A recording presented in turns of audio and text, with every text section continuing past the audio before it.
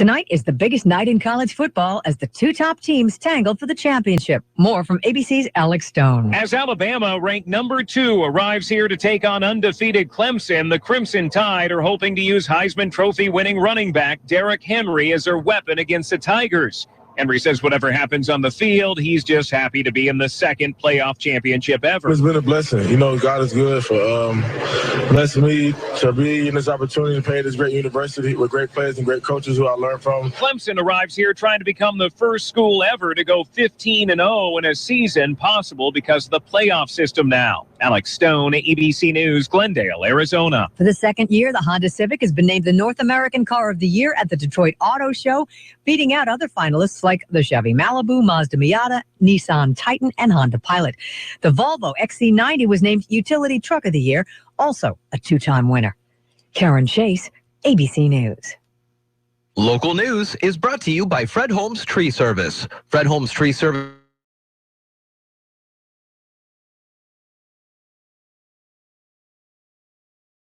Newsradio. I'm Marilyn Foster. City commissioners plan to think more about how they want to approach recruitment of a new city administrator before they resume talks about it. The commissioners discussed the issue during their Friday retreat at the Central Mason Fire Station in Shelton. The commissioners have two options. They can begin the recruitment process immediately or wait and find a temporary administrator to run the city in the interim. Mayor Gary Krantz supports the hiring of an interim city administrator because he says the community is divided on the issue.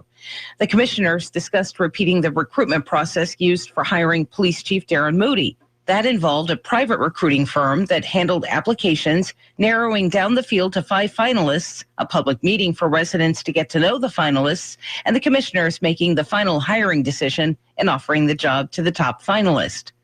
The commissioners agreed to discuss the matter again at their January 19th meeting in the Shelton Civic Center. City Administrator Dave O'Leary's last day will be May 31st.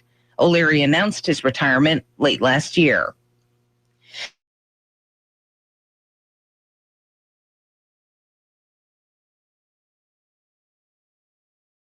Krantz called for hookup fees, sewer line connection charges, and sidewalk requirements for residential lots as a way to bolster the city's economic growth through home building.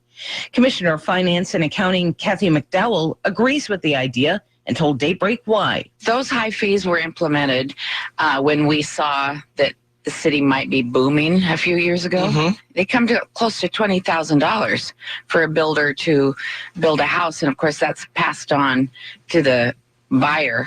We just felt that those fees are too high, and let's give it a 1-year try on to cut down the fees to about, they'd come down about $11,000. And you get houses built in Shelton, families come in, they shop at Walmart, Fred Meyer, and Safeway, and ProBuild, and Tozier's, and then the builders buy their products at these building stores. So the tax base builds. So it's a win-win for Shelton. In her first interview on Daybreak as a new commissioner, McDowell also discussed the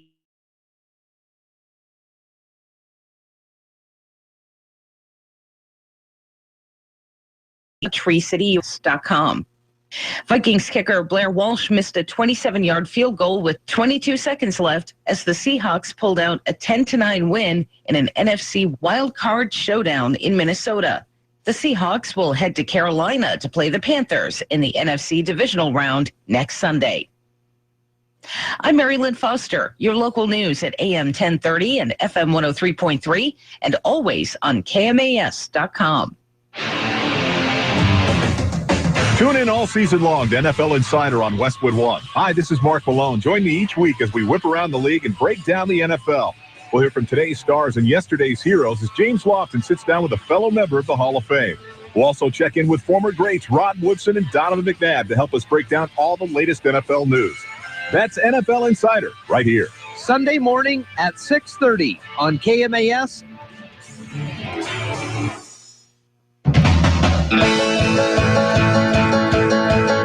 Stop by Mason PUD 3's Shelton or Belfair offices this month and pick up your free 2016 PUD calendar. The calendar has important tips for energy efficiency, storm preparation, and contact information, so it's always close at hand. The calendar also has beautiful photos of Mason County scenery. Supplies are limited, so get your calendar before they're all gone. Mason PUD number 3, providing clean, renewable, and reliable energy every day. Forward, Chuck Severson reporting on sports. NFC playoff action kicked off in frigid weather Sunday. The Vikings hosting the Seahawks in Minneapolis, where the players had to contend with temperatures that never rose above zero. The Vikings were poised to send their fans home happy, but Blair Walsh missed a 27-yard field goal with seconds to go, sealing the 10-9 victory for the Seahawks. After the game, Walsh spoke candidly. It's my fault. I don't care whether you give me a watermelon hole. I should be able to put that through. And I know Jeff did his job and Kevin did his job. And I'm the only one who didn't do my job there. The Seahawks move on to face the Panthers in Carolina. Balmier conditions in the nation's capital, where the Redskins took on the Packers. Despite a slow start, Green Bay kicked it into gear in the second half. Starks rolling right, makes the turn at the 5, cuts it back, end zone, touchdown! WTAQ on the call as James Starks put the Packers ahead in the third quarter. They wouldn't look back, beating the Redskins 35-18. History on the ice in D.C. Here's Ovechkin, the shot, he scores! 500 National Hockey League goals for Alex Ovechkin! John Walton with the call on the Capitals Radio Network as the milestone made Alex Ovechkin the first Russian-born player to reach the 500-goal plateau in the NHL. Ovechkin went on to add another goal in the game. The Capitals clobbered the Ottawa Senators 7-1. Elsewhere in the NHL, the Blackhawks beat the Avalanche 6-3. The Devils edged past the Wild 2-1, and the Panthers held off the Oilers in Edmonton. Turning to the NBA, Damian Lillard helped Portland snap a 3-game losing streak. McCollum turned to shoot, back to Lillard. A 3 for the tie. Yes, sir! Oh, Damian Lillard, how dare you! Brian Wheeler with the call on KPOJ as Lillard's 31 points lifted the Trailblazers past the Thunder, 115-110. Chuck Severson, ABC Sports.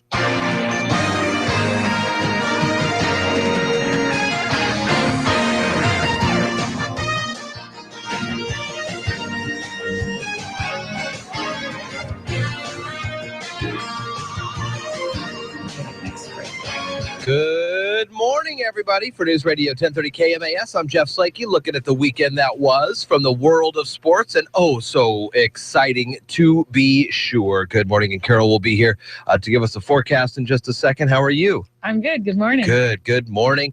Let's start out Friday night at the Mini Dome, shall we? The Lincoln Abes knocked off Shelton Friday night 61-38. Shelton hung tough with the Abes in the first half, only trailing by 5. After the first quarter, Vanessa Kennedy, Timber Ware, and Aurora Gooley recorded 10 points apiece for the Climbers. Demaya Braggs led all scorers in the contest with 15 for Lincoln. Shelton head coach Aaron Leth was proud of his girls' effort once again, and this is one of the top teams in the state. He thinks the loss will only make his team stronger. It's a game we can build off, and that's what we just talked about in the locker room. We got Foss coming up, which, we're not looking past any team ever again. We can't do that, and so we got to take care of Foss on Wednesday. Then we got Capital going back over there, and that was just a heartbreak for us because we didn't have one of our posts in the game, and losing by 4 at home, first home game, that was tough for us, and so we're kind of out looking out for some revenge.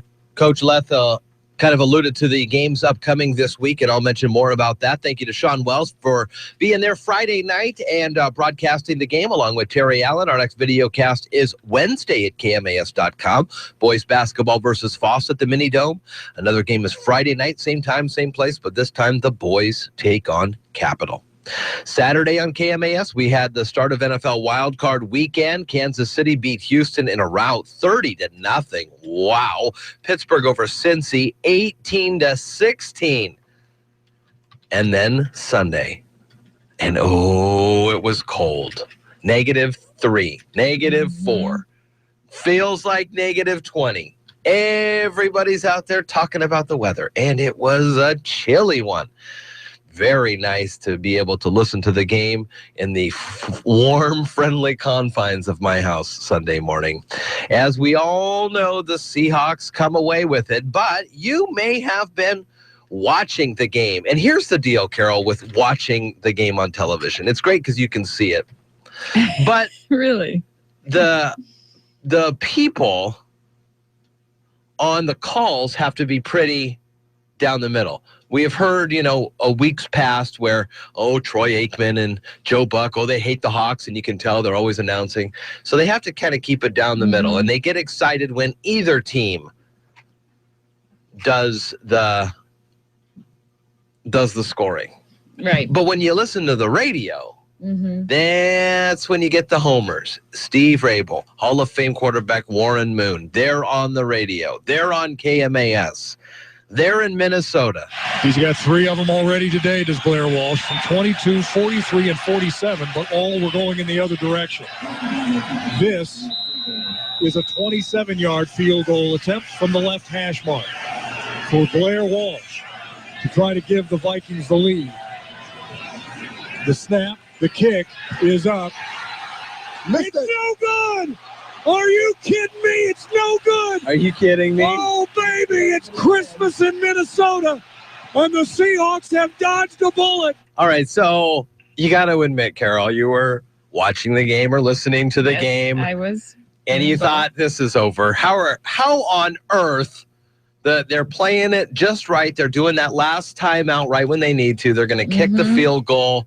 The guy's been good. It's so cold, yet he's still been so good. And then he misses it. And I'm sitting here. I don't even know if I see it right first exactly. off. Me too. I mean, I hear it and I saw it, but I'm like, I got to look at another source. I need some replays quick. Here. Yeah. Where's the replay guy? Let's do this. I know. It's like, did I just see that or did I want to see that? Now, people were saying that the laces were facing in. They were facing out. The kicker's taking complete responsibility for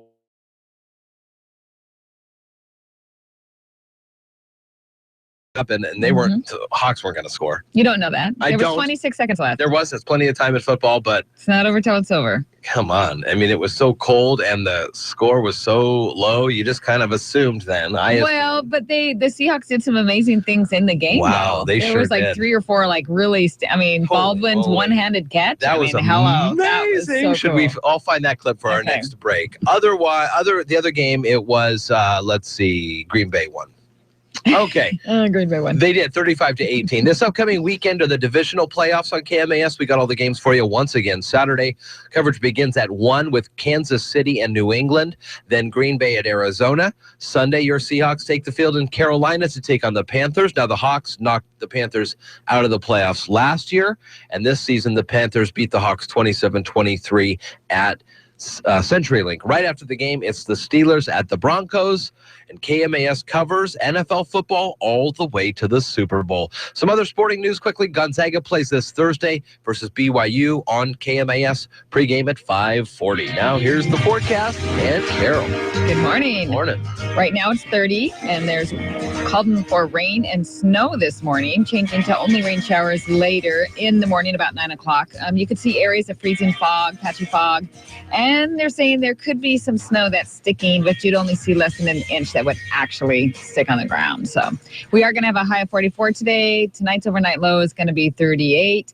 And this week we're going to stay in the mid to upper 40s with rain mostly throughout the week. And right now it is 30 degrees. It's Daybreak with Jeff and Dale on KMAS News Radio. Join the guys as they talk with neighbors, newsmakers, and each other, getting your day off to the absolute best possible start in the history of mornings. Connect with Jeff and Dale through the KMAS listener line, by email or Facebook. Now, from the shores of Hood Canal, Daybreak with Jeff and Dale. All right, good morning to you. It is 6:17 here at KMAS. It's Daybreak. It's Daybreak. What is Daybreak this morning, Carol? Daybreak this morning is about 7:57. So we got a little bit of time. Yeah, we got a little bit of time. How you doing? I'm doing good. Great weekend. Woo-wee. Great weekend indeed. Yeah, but so, one thing I was thinking about, because right at the very end, I'm like going, how are they going to pull themselves out of this? Exactly. So everybody's mood was just sort of turning. So tell me, where were you? What was going on? Where were you? Well, I was at home, and I don't have a TV. So I have to watch it on my cell phone. I mean, first off, isn't that amazing? That's amazing that you can do that. Yeah, and it comes in so clear. It's amazing. Live game right on my cell phone. I was on a walk, and it was the Green Bay game or whatever, and I said, boy, I wonder what the score is. Popped it on, watched it on my walk. Yeah. So you were by yourself. So then whose mood did you notice was turning? Well, because I had talked to a couple people before. Because, you can text and talk and whatever still while you're watching the game. Right. And it's just like, and then when it happened, I got a lot of texts that are saying, did I just see that, or did that really happen? Right. And what just happened? And it sort of reminds me of another time when we're all like, did that just happen? Did that just happen? What is going on? I know what is going on. But it's interesting how your mood can change so on quickly. A dime. But why? When they're not really, you don't know them. I mean, most of us do not know them personally. Mm-hmm. Yet we live through them, and it's so important to us. What builds that kind of team? Yeah. What you're wondering? That's awesome. Yeah, no, I got that. Stephanie and I both were lying on the couch. I fell asleep through some of the game, but was awake for the end. And we're both just kind of like, oh, man, this is it. Mm-hmm. Then they hike it and miss it. And just like that, you're screaming, you're yelling, hooping and hollering. Yeah.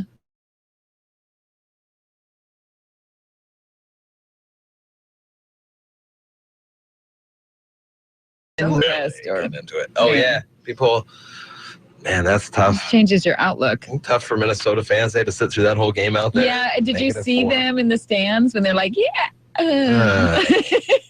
the shot of that one guy looked like he was about to cry. Yeah. Pretty sad. I know. Well, we've been through there. 6:19 here, KMAS. We got some great guests on the docket today. Retiring Detective Bill Adams stops in at 7:15. There's a new Financial Peace University class that Dave Ramsey's program puts on, and Dean Willis will be in at 7:45 to talk about that. Former Mayor John Tarrant in. He's hawking grapefruit again, so we'll talk with him. Good grapefruit. Delicious grapefruit, fresh as the day is long, as the nights are long, I should say. Lynn Longett as well today. You're listening to Daybreak with Jeff and Dale on KMAS News Radio. I'm Chris Jacobs with NFL Network Now on the Westwood One Radio Network.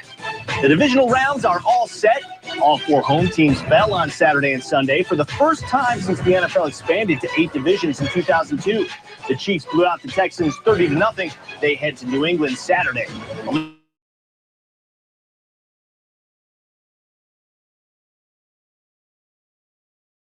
Cincinnati, a missed field goal from Vikings kicker Blair Walsh. They're off to Carolina Sunday, and the Packers come back to beat the Redskins 38-15. They head to Arizona on Saturday. Rex and Rob Ryan are reuniting in Buffalo. The Bills announcing Sunday that Rob Ryan has been hired as the team's assistant head coach / defense. Rob was fired last November as the Saints defensive coordinator. The Bills also signing GM Doug Whaley to a multi-year contract extension. This has been NFL Network Now on the Westwood One Radio Network.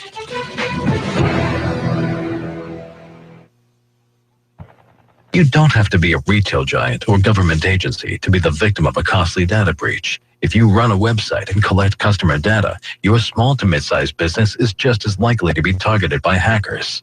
The Barracuda Web Application Firewall provides cost-effective instant security against automated and targeted attacks, making this WAF a must-have for your SMB. Reclaim your network. Try a Barracuda Web App Firewall risk-free at barracuda.com/WAF. Geico applauds your inner happy camper. A merit badge of awesomeness goes out to the part of you that wants to put the recreation in recreational vehicle. The part of you that packs up everything and everybody in the RV and says, let's get this show on the road. Because Geico has specialized agents who help save money on more than just car insurance. Geico will insure that entire RV, so you can get the s'more making, poison ivy dodging, same song singing, ghost storytelling, campfire building, best time you ever had with your family show on the road. Geico for your RV. See how much you could save. Are you tired of commuting to a job that makes someone else rich? Working harder than ever, but getting nowhere? Do you hate spending hundreds of dollars every week on daycare? Having someone else raise your children? With our opportunities, you can start earning money as soon as next week. You get to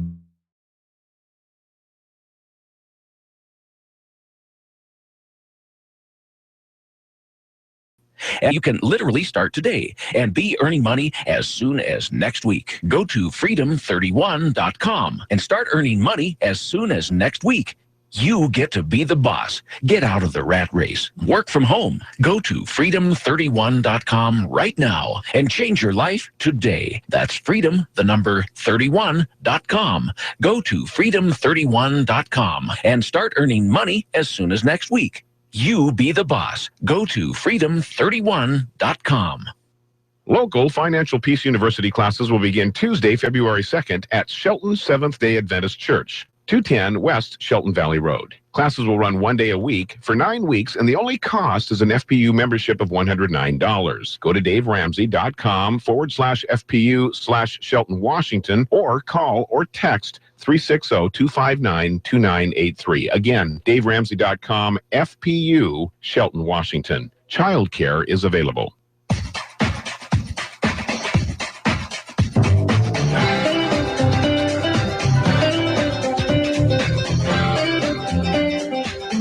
Hi, this is Steve Goins from the city of Shelton, and you're listening to Daybreak with Jeff and Dale on KMAS Newsradio.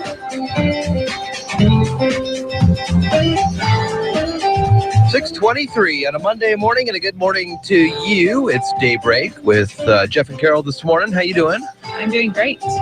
Very good. Lynn Lungan in to wrap up the show at 8:45 today to talk about the economic development of the community and the county here. She's part of the Mason EDC. Also, I mentioned John Tarrant, former mayor, selling grapefruits. He comes by every year, and he gets him and I think, well, I don't want to speak out of turn, but his group that he's associated with, his civic group that he's associated with, they cart in these Texas grapefruit that are huge. They're the size of softballs. And boy, they are fresh and delicious. So he's selling those again, and he'll come in, and we'll catch up with John too. It's been a little while since we've talked with him. Washington lawmakers, Carol, returning to the state capitol today for the start of a 60-day legislative session. Lawmakers start their work with several public hearings, including a Senate work session to discuss what led to the erroneous early release of thousands of prisoners over a 13-year period. Wow. Well, see, the next free days at Washington State Parks are next weekend, January 17th and 18th. And no Discover Pass will be required to park a vehicle at a state park, and next weekend in honor of Martin Luther King Jr.'s birthday. All right. So Sunday and Monday, get out there and enjoy it. And also in the Northwest here, looking at other stories, about 100 buildings left in Yakima that officials are working to get fixed up or demolished as part of a program to address abandoned and potentially dangerous buildings in the city. Yakima Herald Republic reports the city council previously approved up to $100,000 in an effort to address such structures, which affect surrounding property values, can attract vandalism and illegal squatters. Finally, Carol, in Hanford, feds are seeking input from Tri-City area residents on plans for the new Manhattan Project National Historic Park, which will include the historic B reactor over there. The Tri-City Herald reports an open house will be held on the 4th of February at the Richland Library for the folks to provide comment. Be the first opportunity over there to provide input since the park was dedicated in November. Would you go and visit the Manhattan Project National Historical Park with the historic B reactor? Yep, I would. I would too. Go see what's going on there. Interesting history. Very historical in the world and world wars. It's where they started working on the. I don't know if they made both Fat Man and Little Boy there, but they did. They did work on those nuclear bombs. 6:27 here at KMAS. So big weekend. Football wise, Seahawks. That was such a wonderful and exciting and I did not think that was going to happen. Well, what I don't think the guy. I don't think anybody. Until the guy started moving his legs, he realized that he wasn't going to get it. Yeah. Whew. What a game. I know. What a game. That was awesome. All right. Also in the news, David Bowie passes last night, 69, of cancer. Are you a fan of David Bowie and his music? I am. I always have been. All of the iterations he has, was kind of glam rock in the 70s. Mm-hmm. In the late 90s and early aughts, he reinvented himself probably for the 5th or 6th time, doing kind of electronica, drum and bass style music. His latest album just dropped on Friday. Right, just on his birthday. Wow. And so passed over the weekend. Mm-hmm. Battling cancer. That's tough. And David Bowie, a great musician. Mm-hmm. Not a fan? No, I do like him. Oh, yeah. Yeah. I mean, I don't sit and listen to his albums all the time, but if one's on.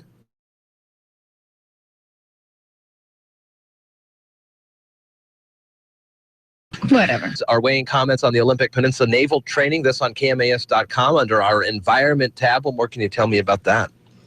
Well, the Navy wants to have an expansion of its electronic warfare range activities, which would be deployment of like 3 camper-sized electromagnetic transmitters on logging roads in up in the peninsula. So they would do exercises and that type of stuff. And they said it won't have a significant impact on noise, public health, or plants and animals. And they wanted the public to weigh in, and the public weighed in, and there was about over 3,000 comments. Wow. And most of them opposing the plans because major, the noise, jet noise, and also they're sort of worried about the electromagnetic radiation that can actually harm people and plants. So it's like, what is not a significant impact? What do they consider? Yeah. Yeah. How many people can be hurt when it doesn't count? They do use those types of weird stats. So this is above the water as well, too. Yeah. It's all over the peninsula up in that area. Well, I'm just wondering, too, because you talk about the Navy, and they're traditionally underwater, but then they had those sonars things that they were worried about impacting the whale population. So are those two separate? Yeah, because this is going to be up in logging roads. Oh, wow. Yeah. 6:30 already, and a good morning to you. It is Daybreak here on KMAS. You're listening to Daybreak with Jeff and Dale on KMAS News Radio. Local news is brought to you by Shelton Health and Rehabilitation Center. Find them online at sheltonhealthandrehab.com. You're listening to KMAS News Radio. I'm Marilyn Foster. City commissioners plan to think more about how they want to approach recruitment of a new city administrator before they resume talks about it. The commissioners discussed the issue during their Friday retreat at the Central Mason Fire Station in Shelton. The commissioners have 2 options. They can begin the recruitment process immediately or wait and find a temporary administrator to run the city in the interim. Mayor Gary Krantz supports the hiring of an interim city administrator because he says the community is divided on the issue. The commissioners discussed repeating the recruitment process used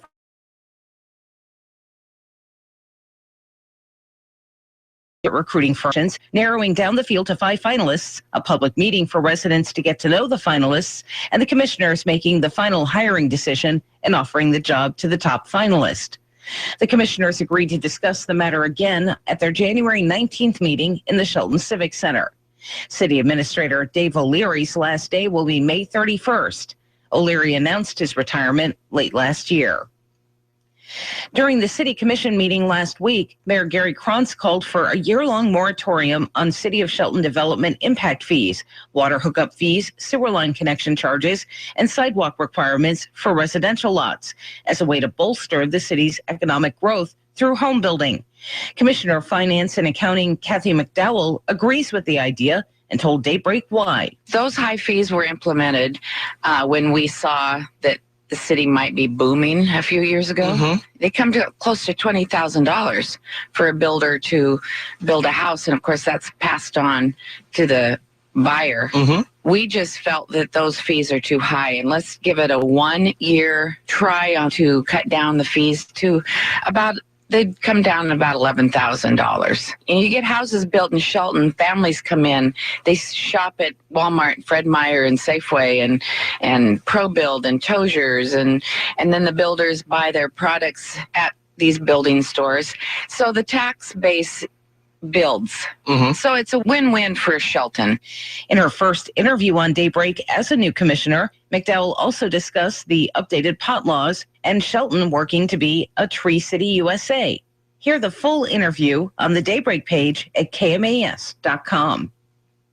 Vikings kicker Blair Walsh missed a 27-yard field goal with 22 seconds left as the Seahawks pulled out a 10-9 win in an NFC wildcard showdown in Minnesota. The Seahawks will head to Carolina to play the Panthers in the NFC divisional round next Sunday. I'm Mary Lynn Foster, your local news at AM 1030 and FM 103.3 and always on KMAS.com. Hi, I'm Ken Slater, the Roof Doctor. If you're like me, your family's important, so make sure that they're well taken care of. One of the best ways to do that is to provide a safe and warm home to live in. For over 50 years, the Roof Doctor has been helping families stay safe and warm by building roofs that last for generations. Our teams have some of the most experienced roofers in the area, and we only use the highest quality materials to keep your family safe, warm, and dry. That's the Roof Doctor. Give us a call. Graduation Matters Shelton gets underway with a community-wide pep rally Thursday the 14th at the Civic Center. Graduation Matters Shelton wants to introduce you to the effort of improving graduation rates within the Shelton School District. With performances by the High Climber Band and videotaped by Shelton High School students, this rally will show the community that we care about the kids and their successes in the classroom. Thursday the 14th, 5:30 at the Civic Center. Come show the students and the community that graduation matters.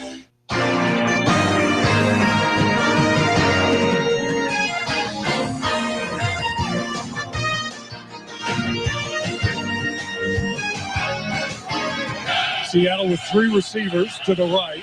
Kristen Michael in the backfield, and Russell drops back into the shotgun on 1st and 10 at the Minnesota 39. Oh, a snap goes far beyond Russell. He slides down, picks it up, on the move, rolls, looks right, down the middle. Tyler Lockett, he's got it in the middle of the field. He gets a block, 25-20, 15-10, 5. Necktie tackle out at the 4-yard line. How in the world did they do that? Russell Wilson, ball snapped over his head, picks it up, scrambles around, finds Lockett in the middle of the field for a pickup of 35 and a first down. Oh, my goodness. Good morning, everybody. It's Daybreak here, 6:35, and Jeff and Carol on KMAS. That was an amazing that was play and a couple moments happening. Yeah, there was a few moments in the game that were like, what? So that happened, and that led us to be able to go to the next play. Curse Baldwin to the right. Kristen Michael in the backfield. Now Curse slides over to the left side. Russell out of the shotgun on 2nd and goal. Half roll right. Dumps off the pass. It's in. Touchdown! Seahawks!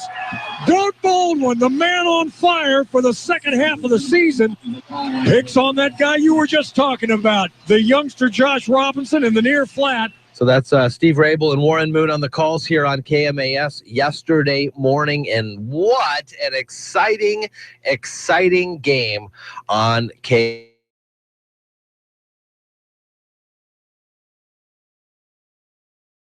This upcoming weekend is the divisional series. We've got them all for you here on KMAS. Saturday, the coverage begins at 1 with Kansas City and New England, then Green Bay and Arizona.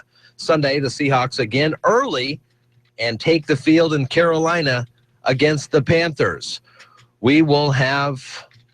Now, I have to go check this, but I think our pregame starts at 7:30 with a 9:30 kickoff.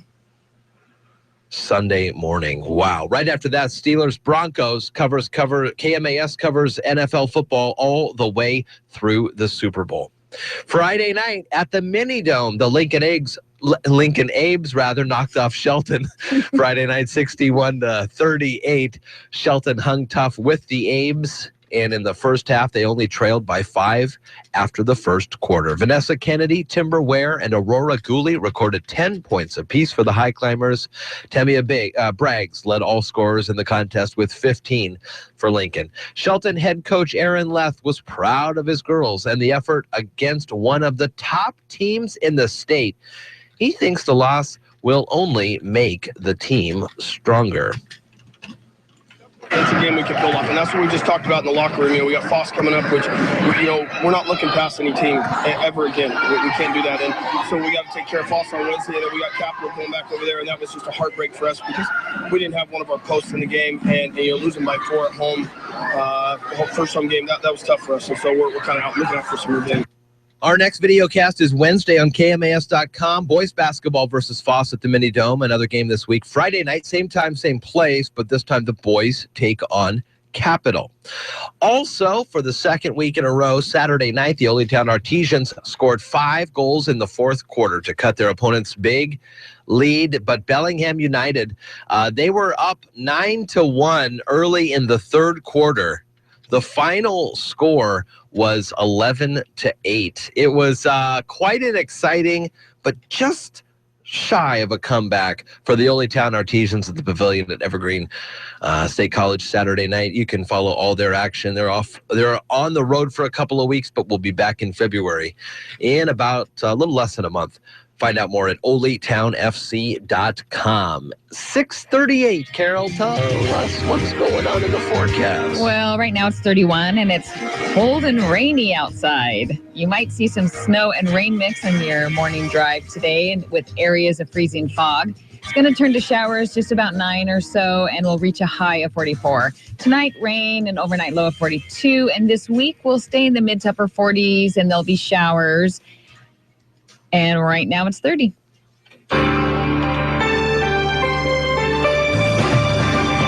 It's Daybreak with Jeff and Dale on KMAS News Radio. Join the guys as they talk with neighbors, newsmakers, and each other, getting your day off to the absolute best possible start in the history of mornings. Connect with Jeff and Dale through the KMAS listener line, by email, or Facebook. Now, from the gateway to the Olympic Mountains, Daybreak with Jeff and Dale. 6:39 here at KMAS. We'll live the country life in about 5 minutes or so here on this Monday morning, the 11th of January, 1-1-1-1-6. And good morning, Carol. How you doing? I'm doing pretty good. Carol and I hung out on Saturday morning together. If we didn't already have enough time spent this week, we got another little bit in together, and we had a wonderful time at Memorial Hall Saturday morning. We did. We went to the Master Gardener's composting class workshop, and it was great. They had tons of information. They were talking about all sorts of ways you can compost, long composting for 1 to 2 years, or just composting in about 15 days, which you have to really be prepared to do that. You got to be on it. Yeah, you got to be on it. So I was really learned some new things. I learned a lot of new things. We had talked about composting, Stephanie and I, a couple months ago, because I saw this thing on the internet where you can make your own compost bin real easy with just a Rubbermaid kind of deal. You just do a bunch of holes in it, and I go, oh, it can't be that easy.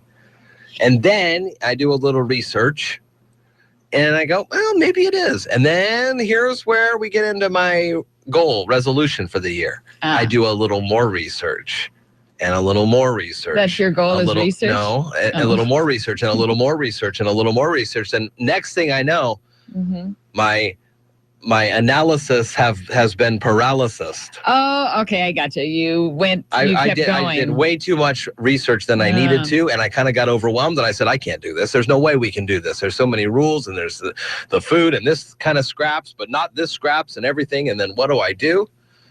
Well, this class broke it all down, very easy. Here's what I like about gardening. And I was sitting up there watching this, and I was thinking to myself, this class could be a good model for how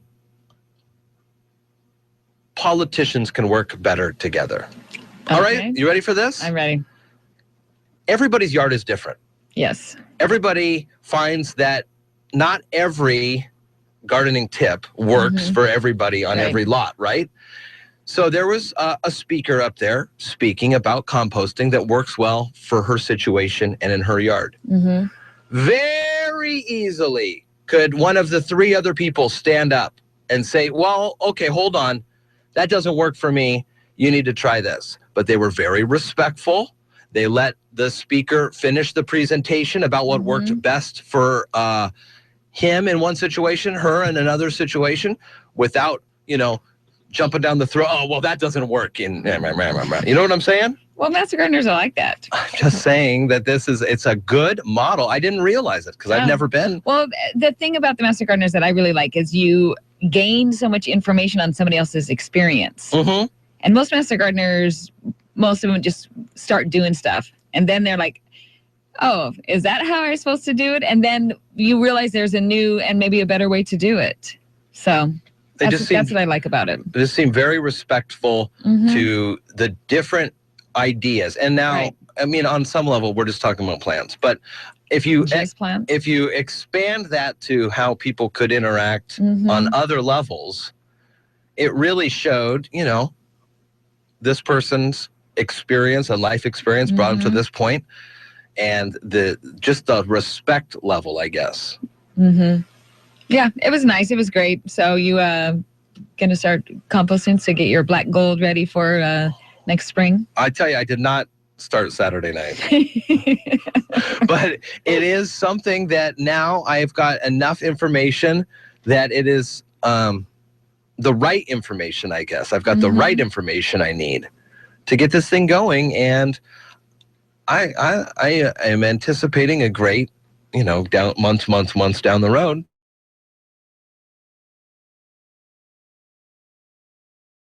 Get your hands dirty.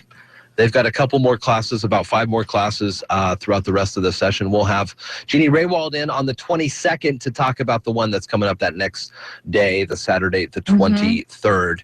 6:44 here at KMAS and KMAS.com. We'll take a quick break and we'll hear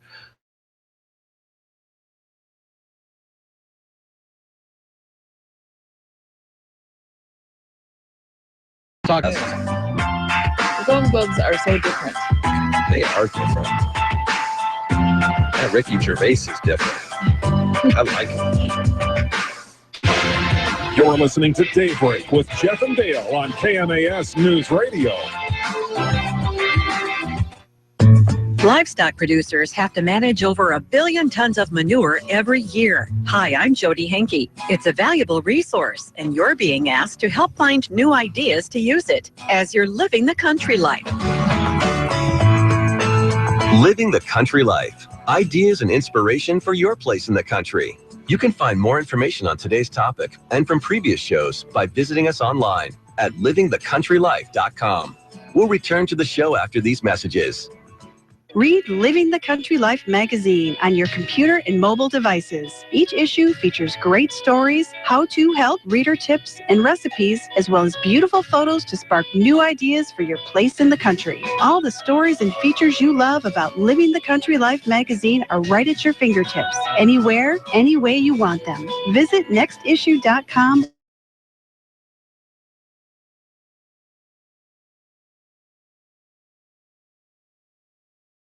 Many times you need new ideas for what to do around your place? Register for a free Living the Country Life newsletter. Once a week, you'll receive helpful tips on key topics such as landscaping, animals and poultry, outdoor improvement projects, recreational activities, and much more. The newsletter delivers the latest trends, alerts you to informational courses, shares what other people are doing on their properties, and provides details about exciting sweepstakes and other contests. Sign up for your free newsletter today by visiting livingthecountrylife.com. Livestock manure is a valuable resource for adding nutrients to the soil. There's an effort underway to find even more benefits. The Environmental Protection Agency is searching for ideas to take nutrients from livestock manure, especially nitrogen and phosphorus, and create new valuable products. Ron Carlton is counselor to the Administrator for Agricultural Policy. He says the initiative is called the Nutrient Recycling Challenge, and they're asking everyone to participate. What we hope will come from this challenge is that the innovators will get together and with our ag producers and others and develop some new technologies that will eventually recover and recycle nutrients, perhaps make it easier for farmers to either use on site to transport, which is not easy to do today, or to sell as other marketable projects that will generate more revenue for the farmer. but also hopefully help with addressing some of the water quality issues we have with manure as well. There are 4 phases to the program, and Carlton says the first one is already underway. The first deadline, as it stands now, for the receipt of concept papers is mid-January of 2016. But there'll still be opportunities really throughout this process to have input, to connect with innovators and entrepreneurs. We'll have hopefully designs in by sometime in late spring of 2016. Hopefully we'll have some prototypes developed in the summer of 2016. And we'd like to have pilot projects out the summer or spring of 2017. Carlton says they're offering cash prizes and other awards through each phase of the program. You'll find details, deadlines, and dates for the Nutrient Recycling Challenge at livingthecountrylife.com. I'll see you in the country. Living the Country Life. Ideas and inspiration for your place in the country. You can find more information on today's topic, share your tips, and post photos by visiting us online. Mason County Garbage and Recycling on Johns Prairie here in Shelton is pleased to offer safe and efficient removal services. Mason County Garbage and Recycling is always mindful of environmental standards and is continuously striving for the highest excellence. Mason County Garbage and Recycling, upholding your trust within the community. Questions? Call 426-8729. In Belfair, 275-4590.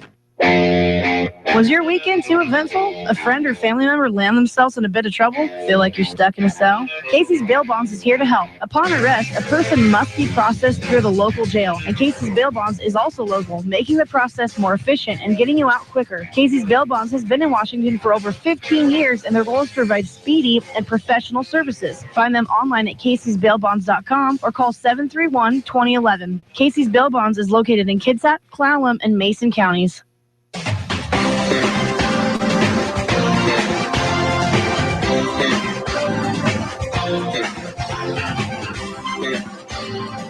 Hi, this is Commissioner Randy Netherland, and you're listening to Daybreak with Jeff and Dale on Newsradio 1030 KMAS.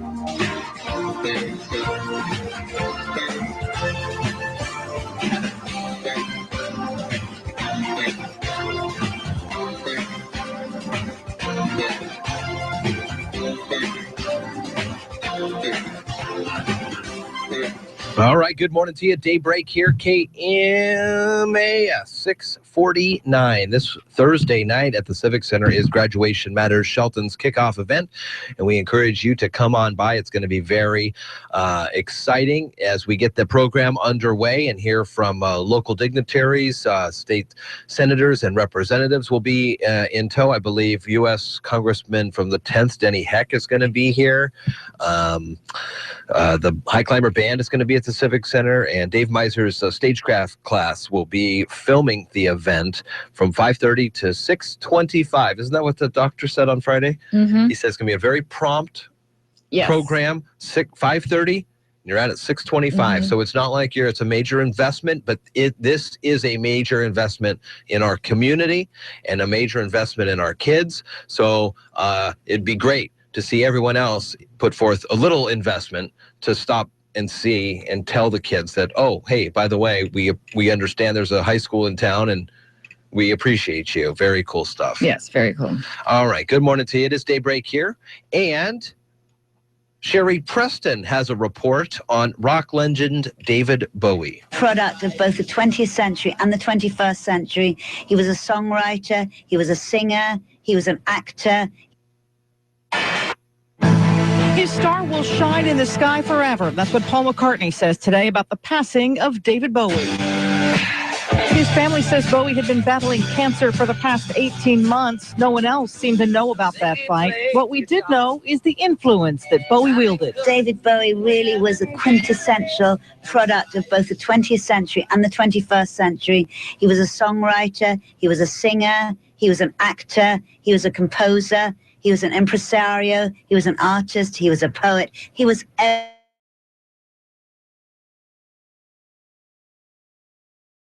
Inducted into the Rock in 1995. He didn't go to the ceremony, but David Byrne of the Talking Heads was at the podium talking about Bowie's music. Like all rock and roll, it was visionary, it was tasteless, it was glamorous, it was perverse, it was fun, it was crass. It was sexy. It was confusing. David Bowie had just celebrated his 69th birthday. Sherry Preston, ABC News. Thank you, Sherry. Carol, you have some other clips from him as well, right? What can we expect to hear? Well, he died of cancer. We all know that, and he was 69. He kept it secret from the public. I don't think anybody knew except for who was very close to him. He said, he was surprised that he was still around. He thought, he might be dead around 30. I had this poetic, romantic, kind of juvenile idea that I would be dead by 30, because that's all artists think. I'll be dead by 30, I'm going to get TB and die and loss of blood, Audrey Beardsley and all that. But you don't, you get past it and then suddenly you're 30 and you're 40 and then you're 50 and 57 and all that. And it's a new land, I'm a pioneer, me and my kind. And that's from the BBC. Pretty interesting, David Bowie, and that's true. A lot of musicians. Mm-hmm. Yeah, if you turn after 30. Yeah, because they just are like a shooting star that just they think they're just going to burn out, or and they do probably have those.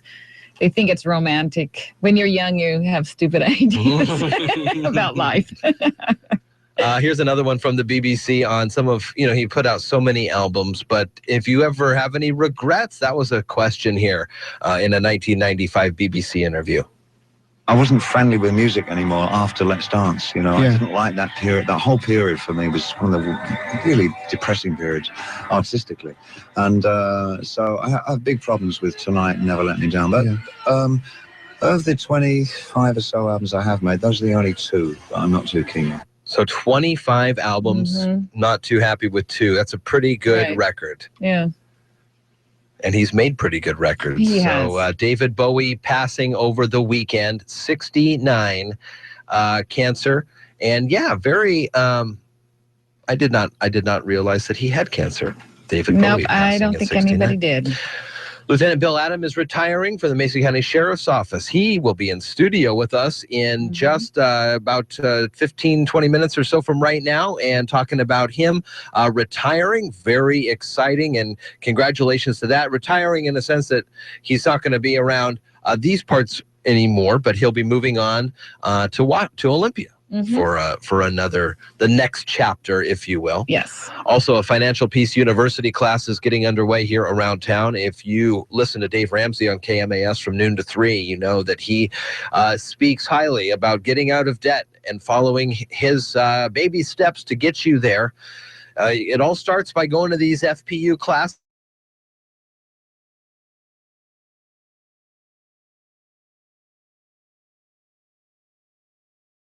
Show you're in a comfortable group setting where other people are struggling the same, and kind of helps you be held accountable for keeping up with these steps. If you have questions, you talk to somebody who's been through it, who's already done it, and so they can sort of help you with somebody's giving you a bad time about something, or you're just sort of like, why should I do it that way? And then you see the results. I mean, it's sort of funny. I mean, Dave Ramsey, he's a interesting individual, but he's always like, well, I've done it, and I'm, if you don't want to do it, then don't do it, my way. You don't have to do it my way, but if you're going to call me and ask me how I do it, this is how I do it. Right.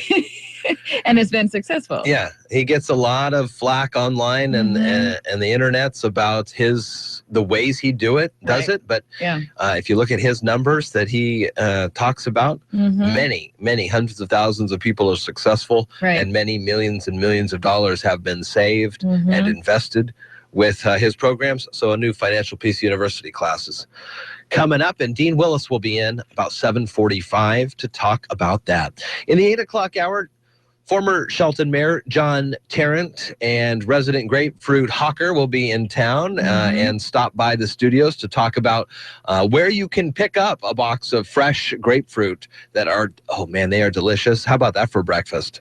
Sit down and have a nice, really citrusy, fresh grapefruit, fresh from Texas, I believe is where they come from. They are wonderful. Lynn Longan as well coming in today at 8:45 to talk about the economic development of the community. And we've got the legislative session pretty soon. They'll be hammering the gavel to get things underway in Olympia, and we'll provide you with coverage of the legislative session this year on KMAS gets underway for the next 60 days. 6:57 at KMAS, and the weather forecast right now, frigid. Chilly, 32. So say light freezing rain in light parts. Freezing rain, yep. Cold and rainy outside. So if you're driving, your morning drive, cold, rain, patches of area fog. Oh, we got a lot of rain in the forecast, too. This week's going to be rainy. All right, we'll take a quick break and be right back after the CNBC Business Radio Report on KMAS.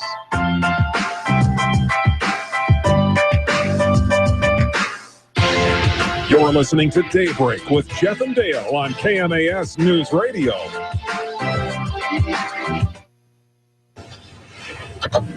I'm Chris Maurer, CNBC Business Radio. Stocks are higher. The Dow's up 44 points. The Nasdaq higher by 13.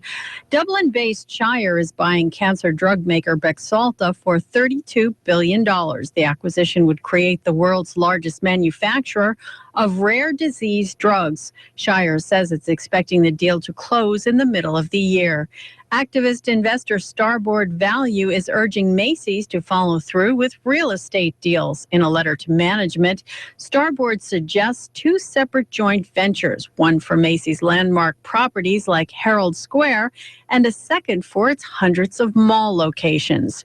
General Motors is in court today in a suit over its 2014 ignition switch recalls involving millions of vehicles. 6 trials are set for this year involving the faulty switches and their relationship to injuries and deaths. Chris Maurer, CNBC Business Radio. Looking to save money on Medicare Part D? Switch your prescriptions to Walgreens. With copays as low as $1, you could be looking at some real savings. And now you can preview the cost of your scripts before you fill with Walgreens' new Medicare prescription copay quote. And that's kind of a big deal. Walgreens, at the corner of happy and healthy. Quotes subject to change and available only for select Part D plans. $1 copay applies to Tier 1 generics.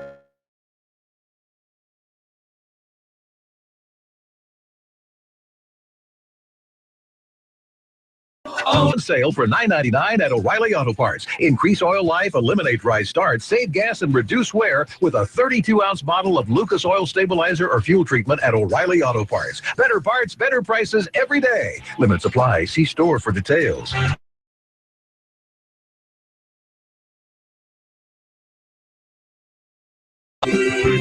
Live and local with Daybreak on KMAS Shelton. Join Jeff and Dale weekdays from 6 to 9 on AM 1030 or FM 103.3. Here's the latest from ABC News. I'm Karen Chase. The Rolling Stones are remembering David Bowie as an extraordinary artist and a true original. Astronaut Chris Hadfield, who sang Space Oddity on the space station, tweeted, "Ashes to ashes, dust to stardust." ABC's David Blaustein says his legacy will live on. There's no end to the acts David Bowie influenced. The likes of U2, Madonna, Kanye West, Lorde, and Lady Gaga are just a few very well-known artists who have openly discussed many times their passion for Bowie's music and his career. Bowie died at 69 after a battle with cancer. His ex-wife, Angie, has just been informed. She's currently co-starring in a Big Brother-style reality show in England, where producers say she has decided to continue. U.S. investigators want to talk to Sean Penn about his secret jungle meeting with former fugitive Joaquin El Chapo Guzman. Mexican authorities say it helped them track him down. ABC's Jim Ryan has more. Sean Penn met with Joaquin Guzman about 3 months ago, not long after El Chapo had slipped through a mile-long tunnel connecting his Mexican prison cell with a safe house. Asked whether Penn could face charges for his contact with the drug lord, federal law enforcement sources tell ABC News that's unlikely. They'd rather see Guzman extradited to this country to face drug distribution charges. Can unions collect money from you even if you don't want to join? That's the question before the Supreme Court today. A group of California school teachers say the fees violate the rights of workers who disagree with union positions. The Honda Civic has been named the North American Car of the Year at the Detroit Auto Show, but Jake Fisher of Consumer Reports says tech is stealing the show. We are on a pathway where the cars will be driving themselves. That means you can not put your hand on the wheel and you can do something else. And believe it or not, you will be safer in that situation because cars, when they're driven by computers don't get tired, they don't get distracted. Sylvester Stallone thanked his best friend Rocky Balboa when he collected the Best Supporting Actor Golden Globe Award for Creed, his first Globe ever.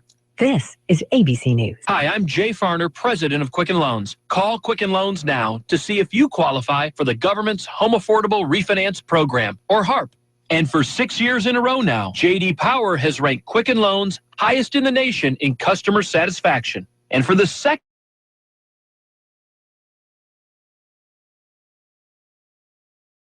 visit QuickenLoans.com. Visit jdpower.com for award information. Call for cost information and conditions. Equal housing lender, licensed in all 50 states. NMLSConsumerAccess.org, number 3030. Welcome to the 474 at Fridays. Welcome to $4 appetizers, to sharing with the table. Welcome to $7 entrees, to not ordering the usual. Trying something new. Welcome to $4 desserts, to actually having room for dessert. Welcome to lower prices and portions that are just right. Welcome to the 474. Apps and desserts starting at $4, entrees starting at $7. The 474, the new menu, only at TGI Fridays. At participating restaurants, prices apply to just right portions only. Local news is brought to you by Shelton Health and Rehabilitation Center. Find them online at sheltonhealthandrehab.com. You're listening to KMAS News Radio. I'm Marilyn Foster. City commissioners plan to think more about how they want to approach recruitment of a new city administrator before they resume talks about it. The commissioners discussed the issue during their Friday retreat at the Central Mason Fire Station in Shelton. The commissioners have two options. They can begin the recruitment process immediately or wait and find a temporary administrator to run the city in the interim. Mayor Gary Krantz supports the hiring of an interim city administrator because he says the community is divided on the issue. The commissioners discussed repeating the recruitment process used for hiring Police Chief Darren Moody. That involved a private recruiting firm that handled applications, narrowing down the field to 5 finalists, a public meeting for residents to get to know the finalists, and the commissioners making the final hiring decision and offering the job to the top finalist. The commissioners agreed to discuss the matter again at their January 19th meeting in the Shelton Civic Center. City Administrator Dave O'Leary's last day will be May 31st. O'Leary announced his retirement late last year. During the City Commission meeting last week, Mayor Gary Krantz called for a year-long moratorium on City of Shelton development impact fees, water hookup fees, sewer line connection charges, and sidewalk requirements for residential lots as a way to bolster the city's economic growth through home building. Commissioner of Finance and Accounting Kathy McDowell agrees with the idea and told Daybreak why. Those high fees were implemented when we saw that the city might be booming a few years ago. They come to close to $20,000 for a builder to build a house. And of course, that's passed on to the buyer. We just felt that those fees are too high, and let's give it a 1-year try on to cut down the fees to about, they'd come down about $11,000. And you get houses built in Shelton, families come in, they shop at Walmart, Fred Meyer, and Safeway, and ProBuild, and Tozier's, and then the builders buy their products at these building stores. So the tax base builds. So it's a win-win for Shelton. In her first interview on Daybreak as a new commissioner, McDowell also discussed the updated pot laws and Shelton working to be a Tree City USA. Hear the full interview on the Daybreak page at KMAS.com. Vikings kicker Blair Walsh missed a 27-yard field goal with 22 seconds left as the Seahawks pulled out a 10-9 win in an NFC wildcard showdown in Minnesota. The Seahawks will head to Carolina to play the Panthers in the NFC divisional round next Sunday. I'm Marilyn Foster, your local news at AM 1030 and FM 103.3, and always on KMAS.com. 'Tis the season to give, and Whitney Chevrolet wants to give you the best value for your trade. This is Doug Sample from Whitney Chevrolet, and we want to give you what you're looking for. If it's not on our lot, we can pull from our other lots. Whitney Chevrolet wants you to have the best value and the best price. It's all about giving this year, so give Whitney Chevrolet a call or stop by our lot, whitneychev.com. A $150 negotiable document fee may be added to the price of all vehicles. Just down the road to Whitney's. Ford, Chuck Severson reporting on sports. NFC playoff action kicked off in frigid weather Sunday. The Vikings hosting the Seahawks in Minneapolis, where the players had to contend with temperatures that never rose above 0. The Vikings were poised to send their fans home happy, but Blair Walsh missed a 27-yard field goal with seconds to go, sealing the 10-9 victory for the Seahawks. After the game, Walsh spoke candidly. It's my fault. I don't care whether you give me a watermelon hole. I should be able to put that through. And I know Jeff did his job and Kevin did his job. And I'm the only one who didn't do my job there. The Seahawks move on to face the Panthers in Carolina. Balmier conditions in the nation's capital, where the Redskins took on the Packers. Despite a slow start, Green Bay kicked it into gear in the second half. Starks rolling right, makes the turn at the 5, cuts it back, end zone, touchdown! WTAQ on the call as James Starks put the Packers ahead in the third quarter. They wouldn't look back, beating the Redskins 35-18. History on the ice in D.C. Here's Ovechkin, the shot, he scores! 500 National Hockey League goals for Alex Ovechkin!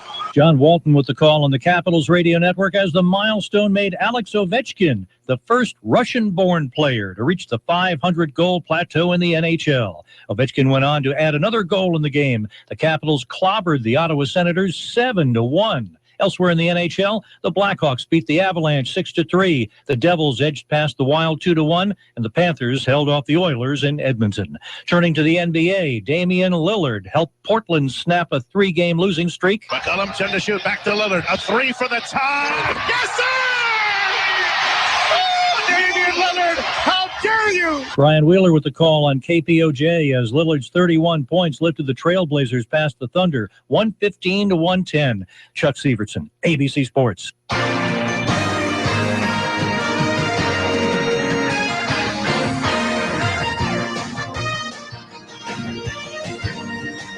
I was cold just on my couch.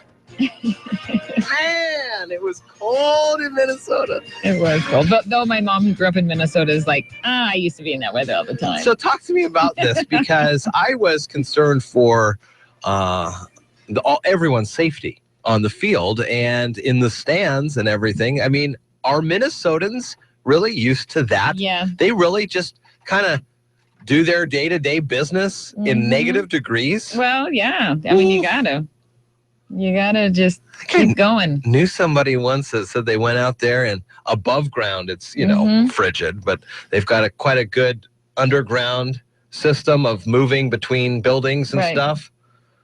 Oh, man, it was so cold. But regardless, Blair Walsh, you just heard about it in ABC Sports, that 27-yard field goal try, hooked left. Wow, what an exciting one. What an exciting one. 10-9. Other games over the weekend, we saw that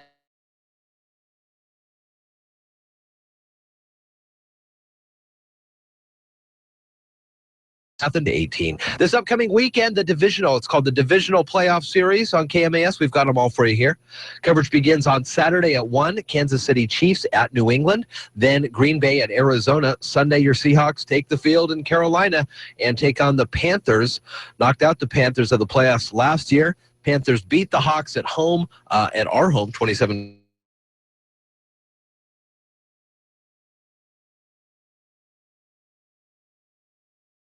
The playoffs. The Lincoln Abes knocked off Shelton Friday night 61-38. Shelton hung tough with the Abes in the first half, only trailing by 5 after the first quarter. Vanessa Kennedy, Timber Ware, and Aurora Gooley recorded 10 points apiece for the High Climbers. Tamia Braggs led all scorers in the contest with 15 points for Lincoln. Shelton head coach Aaron Leth was proud of his girls' effort against one of the top teams in the state, and he really thinks this loss will only make the team stronger. Definitely, it's a game we can build off, and that's what we just talked about in the locker room. We got Foss coming up, which, we're not looking past any team ever again. We can't do that, and so we got to take care of Foss on Wednesday, and then we got Capital going back over there, and that was just a heartbreak for us because we didn't have one of our posts in the game, and losing by 4 at home, first home game, that was tough for us, and so we're kind of out looking out for some revenge. Thank you to Sean Wells for being at the game, along with Terry Allen, video casting it for us and getting that quote from the coach. Our next video cast is Wednesday on KMAS.com. Boys basketball versus Foss at the Mini Dome. Another game Friday night, same time, same place. This time the boys take on Capital. That's a look at sports here this morning. Checking the forecast now, here's Carol. Right now it's 32, and for your morning drive or walk, there'll be areas of patchy fog with rain. It's going to turn to just a few showers later in the morning, and we'll reach a high of 44. Today and tonight it'll be cloudy with occasional rain, overnight low of 42, and for the week we'll stay in the mid to upper 40s with showers. Right now it's 32. 7:12. We'll take a quick break. When we come back, we'll be talking to retiring Lieutenant Bill Adam. That'll be an exciting conversation right here next on Daybreak on KMAS.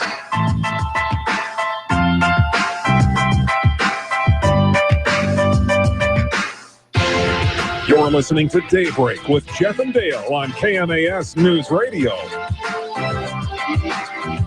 You answered all your emails by noon. Get a freshly prepared Egg McMuffin. Actually left work on time? Then get yourself a savory sausage McMuffin with egg. You saw the weirdest midnight movie. Well, get a delicious sausage burrito. With McDonald's all-day breakfast menu, you can get delectable breakfast tastes anytime. Egg McMuffin, hotcakes and sausage and more. It's time to start enjoying the breakfast you love whenever you want. Just listen to a radio commercial? Get some golden hash browns. McDonald's all-day breakfast menu varies by location.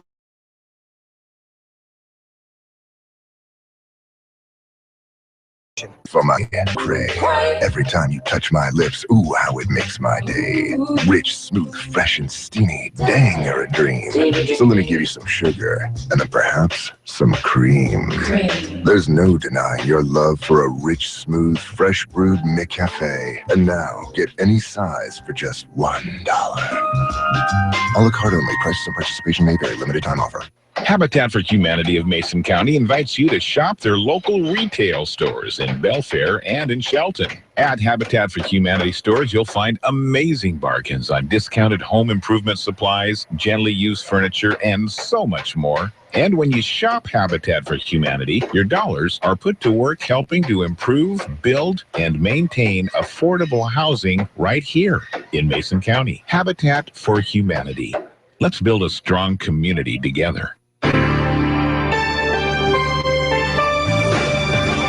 It's Daybreak with Jeff and Dale on KMAS News Radio. Join the guys as they talk with neighbors, newsmakers, and each other, getting your day off to the absolute best possible start in the history of mornings. Connect with Jeff and Dale through the KMAS listener line, by email, or Facebook. Now, from the southernmost tide pool of Puget Sound, Daybreak with Jeff and Dale. Well, good Monday morning to you. 7:15 here at KMA. The half an hour, Dean Willis talks about the Dave Ramsey Financial Peace University class that's forthcoming. John Terrence comes in to let the community know that grapefruits are once again for sale. And then Lynn Longan at 8:45 from Mason County's Economic Development Council. But Carol, right now we've got a special guest in studio. We do. We have Detective Bill Adam and many other hats that he wears, and he's going to be retiring after 37 years in law enforcement. Yes. Good morning, Bill. Good morning. I'm so thankful for being invited here today. Yep. What a great opportunity to talk with you. And right before you sat down, he says, I don't know if we've seen such a smile on your face. Yes, I'm very happy. This is so exciting. So talk to us about how we got to this point. And so starting from 1994, when you first came here, let's go from when you started to Mason County. Okay, well, actually, my career started May 1st, 1978. And I worked for several different law enforcement agencies, both federal and state. And then Bob Shepard, when he was sheriff here, he hired me, and I was the first chaplain that he appointed as well. So I started as a deputy sheriff and chaplain. Just a few short years later, I was asked to be a detective, and from then on, for the last almost 22 years now, being a detective and a chaplain. So I've really appreciated that. So talk to me about the chaplain side of things. How did you decide to get involved in that? Was it something that you were brought up in the church, or when you were learning about becoming a sheriff's officer, they said, chaplain is something else that we have? Or? Oh, well, actually, for the training and everything, I put myself through Bible college and seminary and graduate school as a police officer. Oh. And that's how I paid for it, because private education isn't cheap, as everybody knows. So I did that as a cop, and I just continued on to that, being a it says blessed are the peacemakers, and my whole idea was to be a peacemaker and to serve the public. So that just went hand in hand, in my opinion. And I went from there being both a chaplain and a peace officer. So now that you're retired from the law enforcement part of it, will you still do your chaplain stuff also as a civilian, or? Well, actually, I've been hired by the Attorney General's office as a senior supervising investigator, and what I'm going to do is, depending on what the things happen with the Attorney General's office, I'd like to continue in Mason County as a volunteer chaplain. Oh. So I'll continue to doing that, hopefully. So you're going to be primarily still in Mason County and make the trek over, or what's your schedule going to be like? Do you even know what you're getting yourself into? Yes, I've had several phone calls already by the Attorney General's office of what they want me to do, what they're expected of me. My wife and I are continually going to live and reside in Mason County. We're not moving. It's only about a 26-mile trek, so not hard at all to the Olympia-Tumwater area. And I'll just go ahead and work as the senior investigator, and there's some things lined up for that. I'll be serving the people of the whole state, and but still residing in Mason County. So this week will be one of the last times you wear your uniform. Yes. How is that? This week, it's very humbling.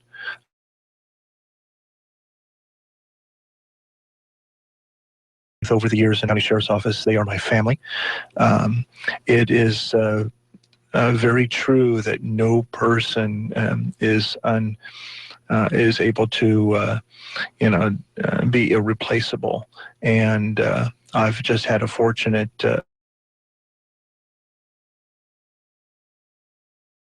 professional people within this office. The close-knit community of the Detective Division is second to none. They are my family.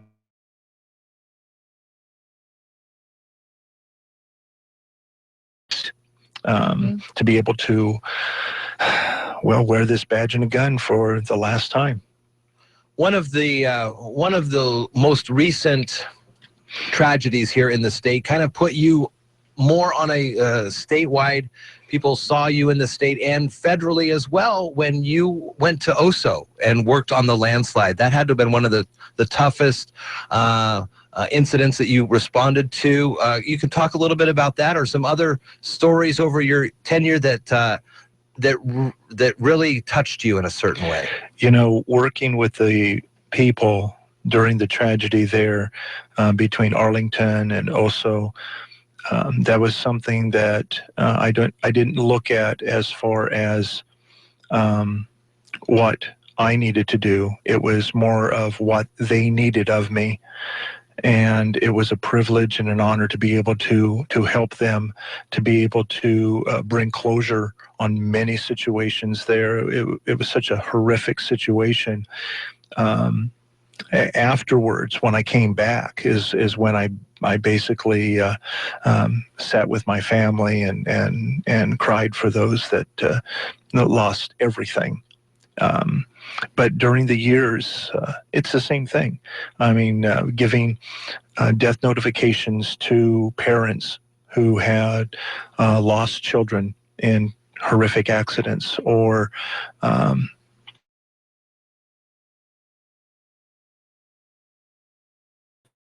had to bring closure to the families has been, I guess, the zenith of my career.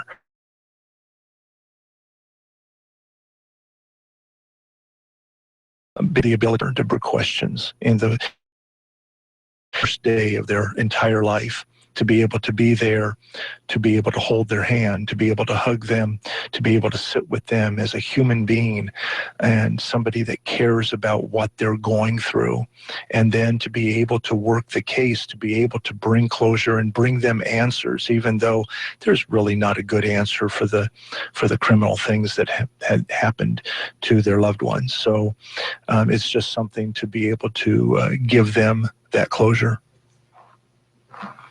Wow. There's another thing that you do every year. You do part of the Wreath Lane salute as a chaplain with the National Guard. No, it's actually the United States Air Force Auxiliary. Okay. And I've had the privilege and honor to be appointed by the wing commander there at McCord to officiate the Wreaths Across America at the Tahoma National Cemetery. This year was wonderful because I was able to select and ask the Shelton High School senior choir to sing the national anthem there before the Marine Corps rifle team did their 21-gun salute and the taps, and to have all the Gold Star mothers be assisted to lay the wreaths in honor of their children that had died in service to the country.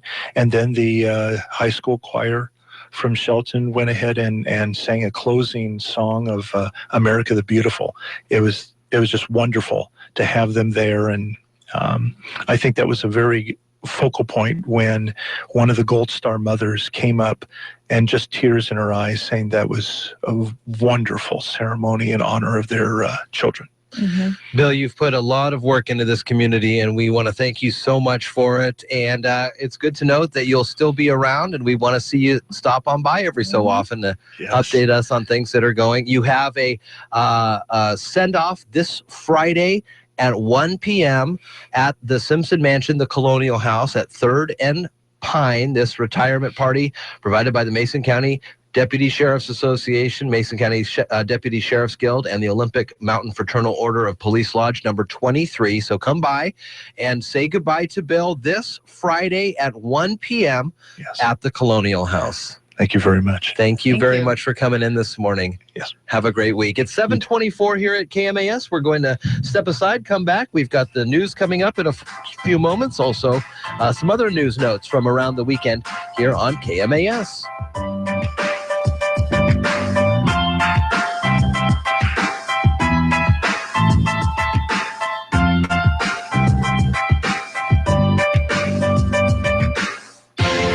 You're listening to Daybreak with Jeff and Dale on KMAS News Radio.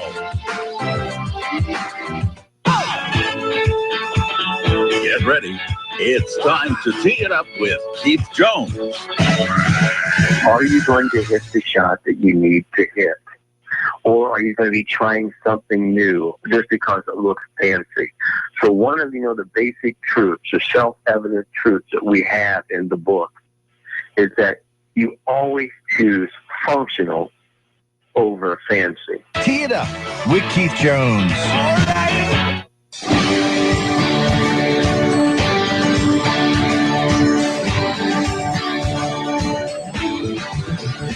Hi, this is Lynn Longan from Mason County Economic Development Council, and you're listening to Daybreak with Jeff and Dale on KMAS News Radio.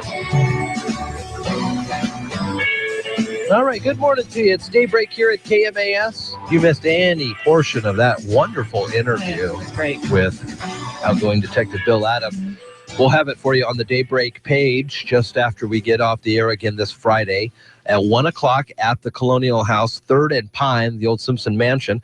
Come on by and say goodbye to Bill and wish him well. You'll still see him around town, though. Right, and I want to clarify that we'll have the story on Daybreak today, not this Friday. It sounded is that what I said? Yeah, it sounded like you said we'll have the... I get to it by Friday. We'll do it. That's what I meant. Sometimes it takes us that long, but we do try to get this stuff up on the website. 7:27. Good morning to you. 32. 181. Carol. Guess what that number represents? I do not know what is the number of weeks it has been since my last professional haircut. Yeah. This morning, It is cold outside. Oh, your ears are Whoa. You need some earmuffs. I went to the haircutter on Sunday morning at 9. Haircutter. The barber or a beautician? Well, what's the difference? Does the barber have to have the pole? I guess so. I don't know. No, it was not that. It was a beautician at a place in Tumwater. Basically, and it's a place I'd gone to before and would have gone to again throughout the day, but it was just so happened to be open at 9. We were all up Sunday morning getting ready for the big football game at 10, so I had a little window. Went over there, gave my phone number. I had to go way back into the records, pull out the paper records, because that was the last time I went there. And she says, boy, 181 weeks. And your hair is not that long. And you're not hair.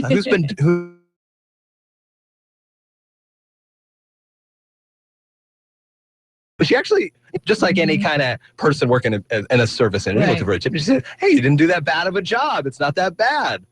How did you do this and that? And they go, I've had the opportunity to not have to really worry about what my hair looks like. But now we've added cameras into the studio, KMAS.com, watch along.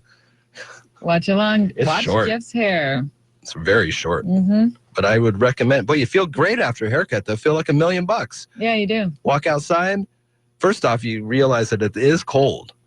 And then you do a little happy dance and Got a weight off your shoulders. You do have a little bit of a little something. I did bring in a picture. Last week we talked about bringing in a picture. We did? Remember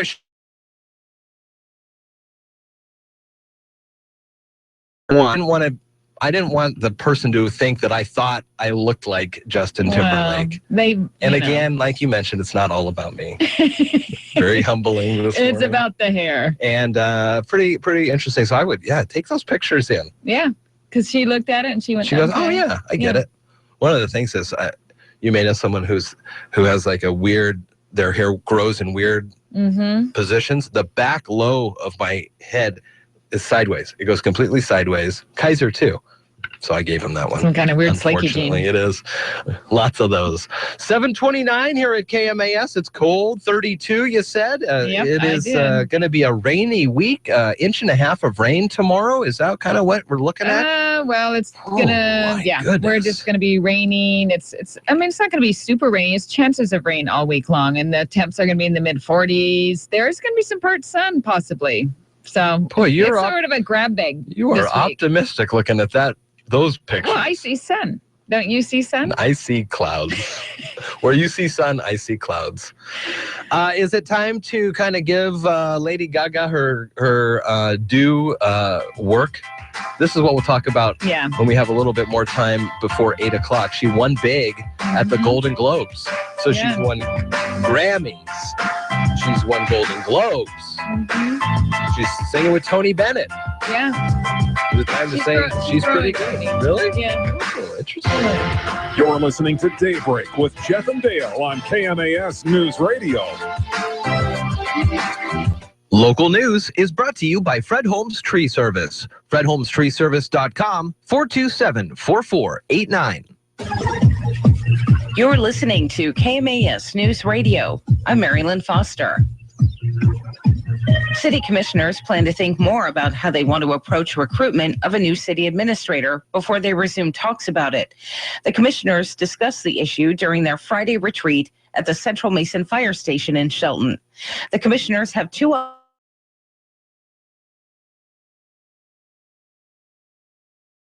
to run the city in the interim. Mayor Gary Krantz supports the hiring of an interim city administrator because he says the community is divided on the issue.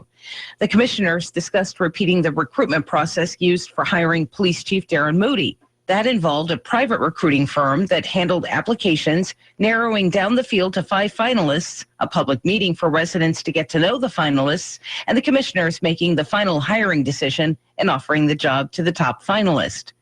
The commissioners agreed to discuss the matter again at their January 19th meeting in the Shelton Civic Center. City Administrator Dave O'Leary's last day will be May 31st. O'Leary announced his retirement late last year. During the City Commission meeting last week, Mayor Gary Krantz called for a year-long moratorium on City of Shelton development impact fees, water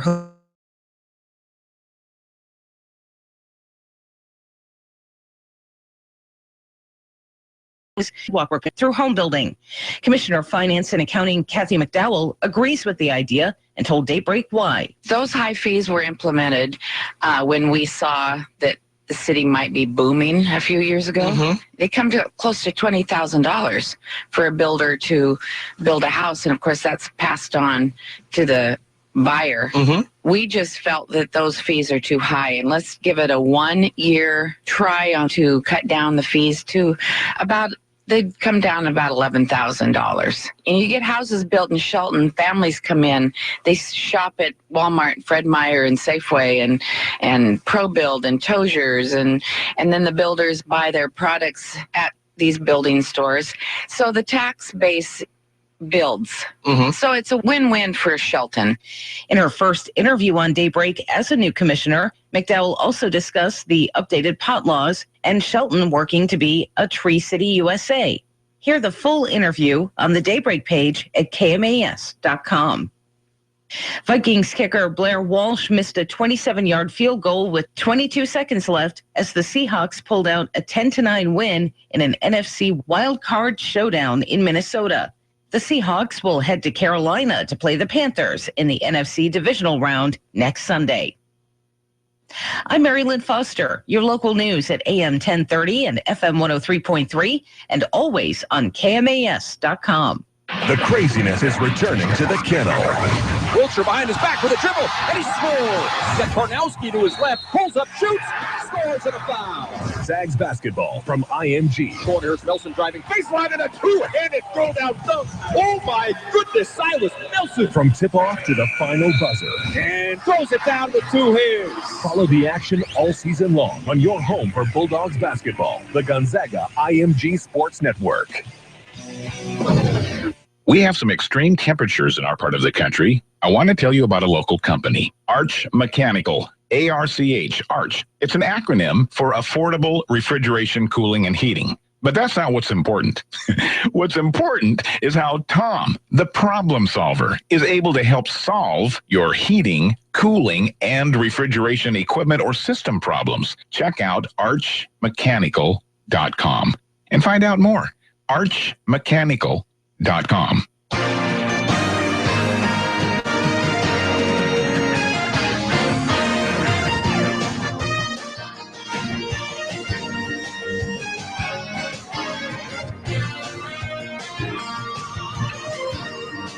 7:34 at KMAS, Monday morning, and it's Daybreak, and my goodness, what a win, what a win, what a win for the Seahawks last night. He's got 3 of them already today, does Blair Walsh, from 22, 43, and 47, but all were going in the other direction. This is a 27-yard field goal attempt from the left hash mark for Blair Walsh to try to give the Vikings the lead. The snap, the kick is up. It's no good! Are you kidding me? It's no good! Oh!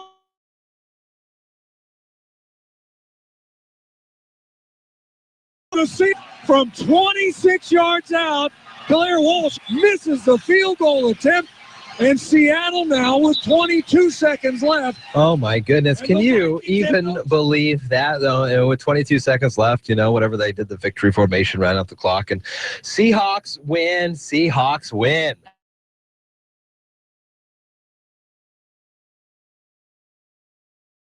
No. I need a second opinion. Plenty of replays were needed.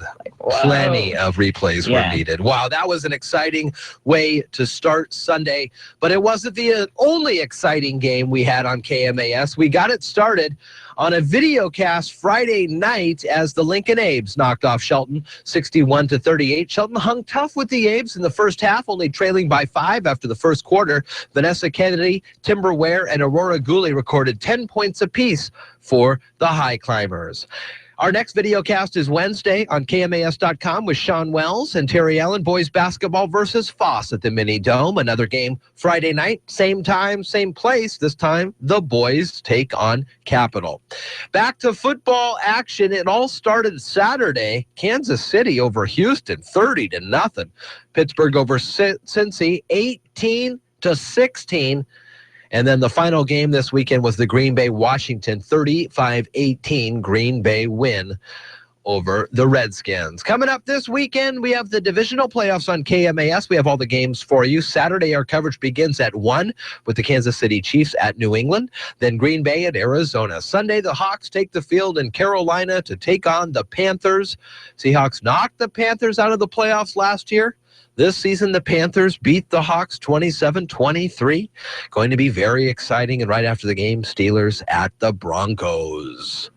Other sports news, Gonzaga plays this Thursday versus BYU on KMAS, and the pregame is at 5:40. It's 7:37, and looking at the forecast now, here's Carol.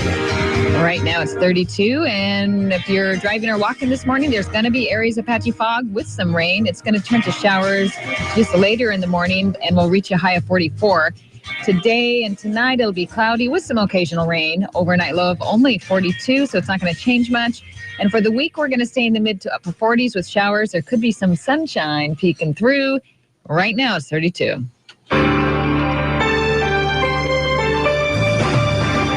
It's Daybreak with Jeff and Dale on KMAS News Radio. Join the guys as they talk with neighbors, newsmakers, and each other, getting your day off to the absolute best possible start in the history of mornings. Connect with Jeff and Dale through the KMAS listener line, by email or Facebook. Now, from the artesian waters of South Puget Sound, Daybreak with Jeff and Dale. 7:38 here at KMAS. And in about 6 minutes, we'll be learning about the next Financial Peace University class that Dave Ramsey puts forth. It's right here in town. Dave Ramsey on KMAS, noon to 3 weekdays. Average family pays off $5,300 in debt and saves $2,700 in the first 90 days. If you follow Financial Peace University, we'll tell you where to go and what you can expect to learn in just a couple of seconds. You know, that could be a good resolution for people. You know, I mean, I never actually thought of that as a resolution. To do this? To get out of debt, to actually sit down and just do it. Yeah. Mm-hmm. Mm-hmm. So, and then you have somebody to help you do it. That's what's good about. We were talking about that resolutions. If you don't have a support group. Oh yeah, you're done for. Yeah. And this is a good thing. It's a 9-week class, and you head out there every week and talk about some stuff. You watch a little video, and then the group setting is what's great. And people, man, you know, it talks about. What did I hear the other day? 31-year-old couple was doing their debt-free scream or whatever, paying off the house and everything at 31, and it is not normal. He says, boy, you guys are weird. And it is weird. That is not what happens in America. Right, and it obviously should be. We should not be in debt. It's just crazy if you think about it. Oh, yeah. So we'll have a great conversation about where you can sign up next for Financial Peace University. Big winners, big losers at the Golden Globes last night. Ricky Gervais, the host, got underway at 5, and on the video cast, this must have been like the third tape delay version of it. There was a lot of cutouts. Yes, even on the TV. I thought the mics were cutting out. At first. I know. I thought, well, what's wrong with the broadcast? But then I realized that there was so much that was cut out. It was amazing. Very dirty. Ricky Gervais. Either you like him or you can't handle his humor. British dry humor. And do you or do you not? I do like him. He is. He's a good comedian. I mean, he has really good timing. He's very funny. I mean, he's funny. Some of the things he says, it gives you that awkward moment. You're like, you know, how do you respond to it? Sometimes you just don't say a word. One of the big winners last night, Chicago Fire star Taylor Kinney's girlfriend, Lady Gaga. Yeah, she did a lot of stuff. I think people were pretty surprised by the winners and losers last night, as a lot of the main basic cable shows, they got snubbed. What is this USA Mr. Robot? Oh, it's a great show. It's a weird show. What's it about? Christian Slater won. supporting actor. He's not the main guy in the show. Oh. Well, what's the show even about? Well, it's about this kid, and of course now I forget his name, and then he was up for Academy Award for, of course, main actor. Oh, he didn't win though. No, but he should have, because it's like this young kid. It's a whole techno thing, and he has this inner dialogue going on the whole time, which you hear him talking. It sounds weird, but you got to watch the show. It's just odd, and it's all about tech and all the weird stuff that happens. You're listening to Daybreak with Jeff and Dale on KMAS News Radio. Hi everyone, this is Mark Tobert, your advertising consultant from Olympic Broadcasting. Are you missing customers because you only market to a specific group? KMAS can help you hit a larger group of buyers with our diverse audience. We are 24 hours of local and national breaking news, award-winning talk radio, and primetime sports, including high school sports. What does this mean to you? This means our listeners listen longer to entire programs and don't switch to another station when a commercial comes on. Our coverage in the Puget Sound area hits over 500,000 listeners, including Mason, Thurston, Grace Harbor, King, Pierce, including Joint Base Lewis McChord, and Kitsap County to the Bremerton Naval Base. All advertising is 100% tax deductible, so how can you afford not to advertise? Call me, Mark Tobert, at Olympic Broadcasting to become a total audience plan advertiser. Just call 360-426-1030.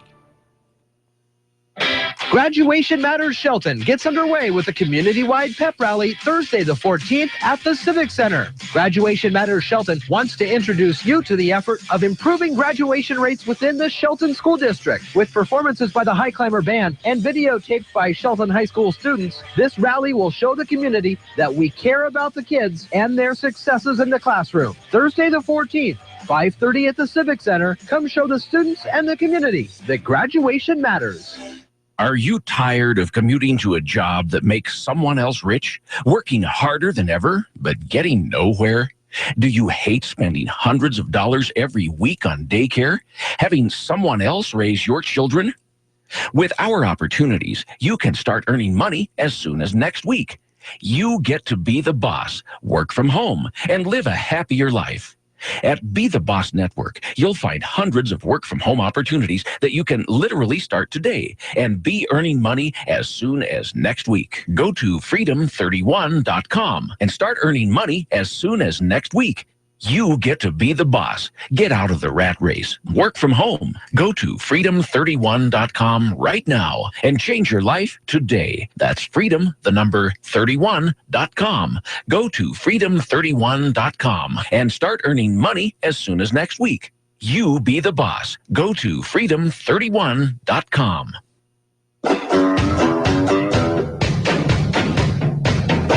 Hi, I'm retired Chief Deputy Dean Byrd, and you're listening to The Daybreak Show with Jeff and Dale on KMAS.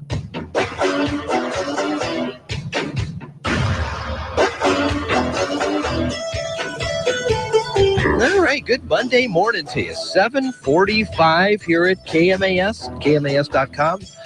Dave Ramsey is the third most listened to radio host in America. Every day, 8 million people tune in to learn about his teachings of getting out of debt and building a legacy. And he's got some great books, which we've given out on the air. And one of the other things that he does is the Financial Peace University. It's a 9-week program, and there's a program forthcoming here in Shelton, getting started February 2nd. And we have Dean and Christian in this morning to talk with us about the class. Good morning, guys. Good morning. Good morning. And Christian, let's start with you. You're the pastor at the church where the event will be held. Tell folks about yourself, where the church is. Good morning. Good morning. Our church, the Adventist Church in Shelton here, it's happy to serve people here in the area. We are located on Shelton Valley Road, just off the Matlock Road. They're very close. Shelton Valley Road, number 210. We have a school there and a daycare. Probably many of the people know us by those two places. We have also a car show in August every year. We had it for the last 10 years. And we are trying to come with programs and services that will benefit the community. This is definitely one program that benefits millions of people that have been involved in it, has saved countless millions of dollars for the families that have gotten involved. Dean, let's talk about how you got involved with Christian and then involved with teaching a Financial Peace University class. Okay, well, Christian came to our church a couple years ago as our new pastor, so that's been really exciting to have him with us.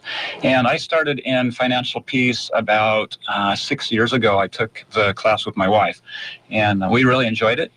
Realized a big change in our spending and saving habits, and so I decided that I wanted to begin leading other people in that direction too. One of the main stats that just is amazing to me when it comes to Financial Peace is the average family pays off $5,300 in debt and saves $2,700 in the first 90 days. So that's about a month past the class session. It's a 9-week session. So people who continue with the program find themselves very successful. Right. If you follow the steps, like he says, people do well for themselves. Right, exactly. And I wanted to share a little bit. Last year we had a class that we graduated 10 people from, and those 10 people during the 9 weeks realized an increase in their savings by $27,000, and they paid off $19,000 in credit cards just in 9 weeks because of changing their spending habits, and it's amazing. People are really excited about it. How do these programs work? It's going to be into the evening, and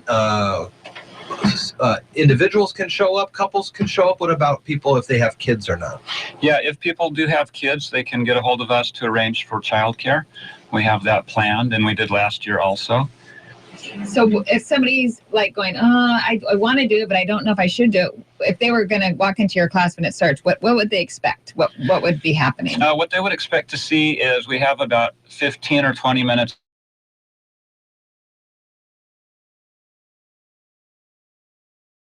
that is a 5-minute video, and then there's some more class discussion afterwards. And then every week there is a assignment for people to work on during the week. When we get together the next week, then we discuss the assignment and encourage each other in the process and the direction, because it's an abrupt change in lifestyle. It really is. If you're not familiar with it, and you can listen to the show every day from noon to 3 here on KMAS and gather a little bit of information here or there, but not until you go through the actual class do you really get into the nuts and bolts. And he'll take calls on the different topics that he addresses, but a one-day, one-topic class where you really understand the issues, and if you're doing it as a couple, both parties really have to get involved right away, don't you think? You really have to a good idea. Go in knowing that this is going to happen. It's hard if it's one spouse. Yeah, and we really don't want to cause marital strife. No. Or strife between partners. So we'd like to have both there. And you see that at the beginning of these things often if both couples are not part of this involved. In a little bit, we're going to have the opportunity for one person to get a half price admission to this. It is a 9-week class that starts on February 2nd, and Dean and Christian are in right now. And what was the address? 210 Shelton Valley Road? Shelton Valley Road. Shelton Valley Road for the church there. Normally, what are we talking about when it comes to the prices and becoming a part of the class? Okay, the price is entirely the membership into Dave Ramsey's Financial Peace University. The church has no income off of this. Okay. And the membership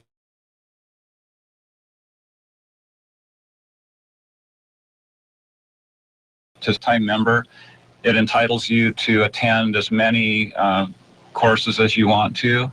And it also gives you access to the website, which has tremendous tools on it. So if somebody was last year in the class and then life happens, and they're like, I really need to get back on track, regroup, they can come back to the class and they can try to figure it out. Anybody who's taken it any time, they're lifetime members. Wow, that's a great deal. So that is a great deal. If you break it out and if you just do it this one time, it's about $11 a week, which is nothing in the long run if an average family pays off $5,300 in debt and additionally saves $2,700 in the first 90 days. what's it like in the classroom setting? Everybody has a lot of fun. You tell some jokes and stuff like that? Yeah, it's pretty relaxed. It's informal, very relaxed, and everybody enjoys it. Yeah, and it gives opportunity for everybody to speak their mind. Last year we had a couple of people, that didn't agree with all of Dave's philosophies, and that's fine because he doesn't expect everybody just to fall in line. Right. But yeah, it gives opportunity for a good dialogue and discussion, and he helps a lot of people who follow the steps, the baby steps as he refers to them. He helps a lot of people if you follow the steps in order. And when last year and when we first started the show on the air, and I was listening and I was trying to wrap my head around these kind of concepts, it took a while. And then all of a sudden one day, the light bulb turned on, and I said, oh, that's what he means by this, this, and this. Yeah, he always says it's not a matter of mathematics. It's changing your mathematics. It's about changing your attitude about spending and how you save money. Yeah, very interesting. How can people sign up for the class if they haven't already? There's a couple of ways. The best way is to log on to www.daveramsey.com.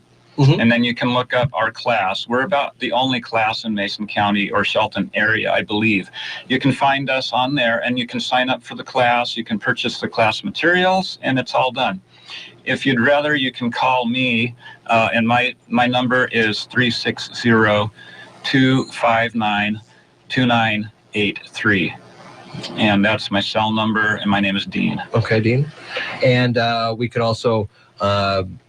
but we would like people to sign up before that would be best showing up on the 2nd. So again, right after we get done with this interview, we're going to open the phone lines, and for the first caller in who'd like a half-price membership to this Financial Peace University class, you can call into 462-1041 at normally $100. This would be then $50 for lifetime access. And anytime he comes up with some new ideas or a new class session, you can re-log into DaveRamsey.com and get all that information. So that's very cool. 9-week class. What day of the week is it? Tuesday nights. That'll be a great night. And there is childcare available if people have families.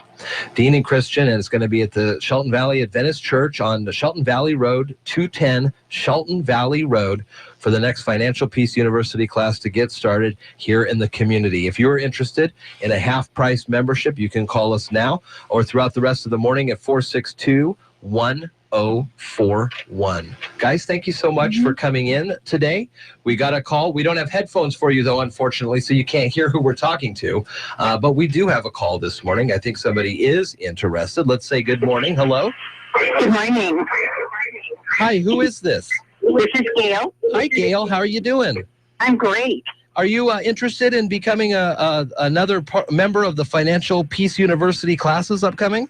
I am. I've been listening for a long time, and I think I need this step to get me going. Yeah, Dave Ramsey is a great guy, and you learn a lot of great things from him. And Dean and Christian, again, will do great work with you to help get you out of debt and follow those baby steps. Awesome. Gail, thank you so much for calling in right now. Hold on the line so we can get some more information from you, okay? All right. Thank you. Thank you, and thanks for calling in. 7:55 here at KMAS. The Old Farmer is coming up next here on Daybreak. Dean, Christian, thank you so much. Thank you for having us. Did I just hang up on her? No. Okay. Gail, please call back so we can get that information again. Thank you, guys. And we'll be right back after this.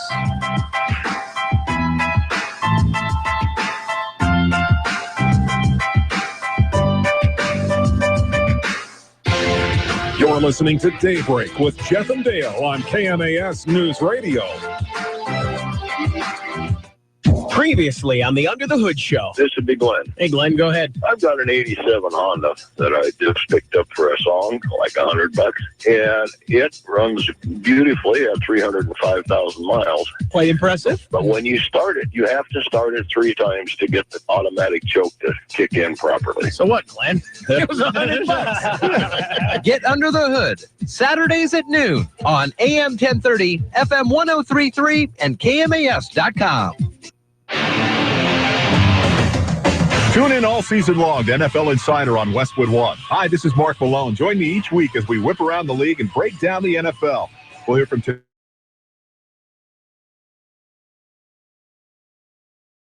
Check in with former greats Rod Woodson and Donovan McNabb to help us break down all the latest NFL news. That's NFL Insider right here. Sunday morning at 6:30 on KMAS. Even through the long months of winter, some folks are harvesting fresh rhubarb. We'll share their secret today on the Old Farmer's Almanac Radio Report. With more practical tips and useful advice, this is the Old Farmer's Almanac Radio Report for Monday, January 11th, the 11th day of the year. Singer Naomi Judd has a birthday, and it's a red-letter day in rhubarb history. The first shipment arrived in the colonies from London in 1770. Got a hankering for some rhubarb pie or cobbler? The pie plant is one vegetable that will grow almost year-round. Even in January, you can keep a rhubarb crop by forcing it indoors. Here's how. Place several roots in a large planter or bushel bucket, cover with soil or peat, and put them in a cool, dark place like a basement or shed. Keep them moist, and in about a month, you'll be harvesting tender pink stalks. In moderate climates, you can force rhubarb outdoors by covering with light-proof pots or a small wastebasket. That is the Old Farmer's Almanac Radio Report. You'll find plenty of rhubarb recipes online at almanac.com.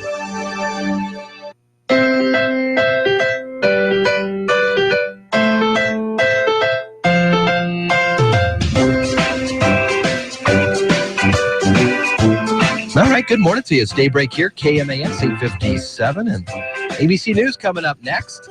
Financial Peace University, great class. Yeah, getting underway. Thanks to Gail calling in. Yeah, excellent.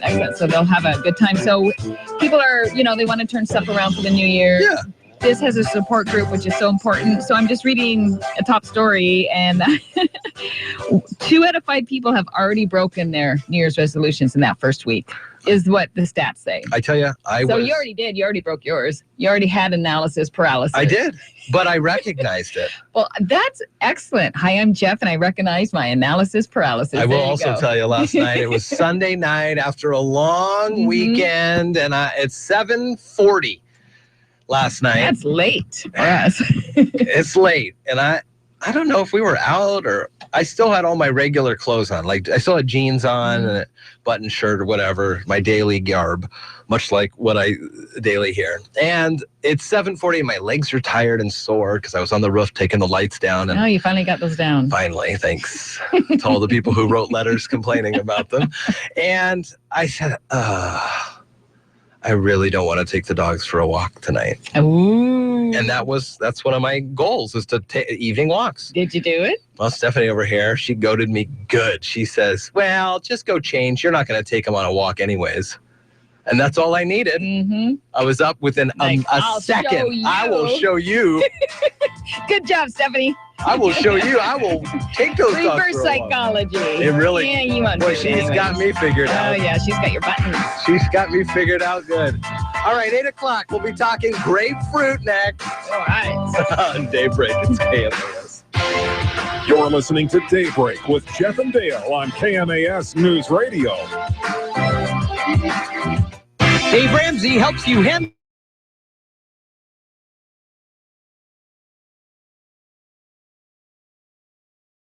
1030.com. Here's the latest from ABC News. I'm Karen Chase.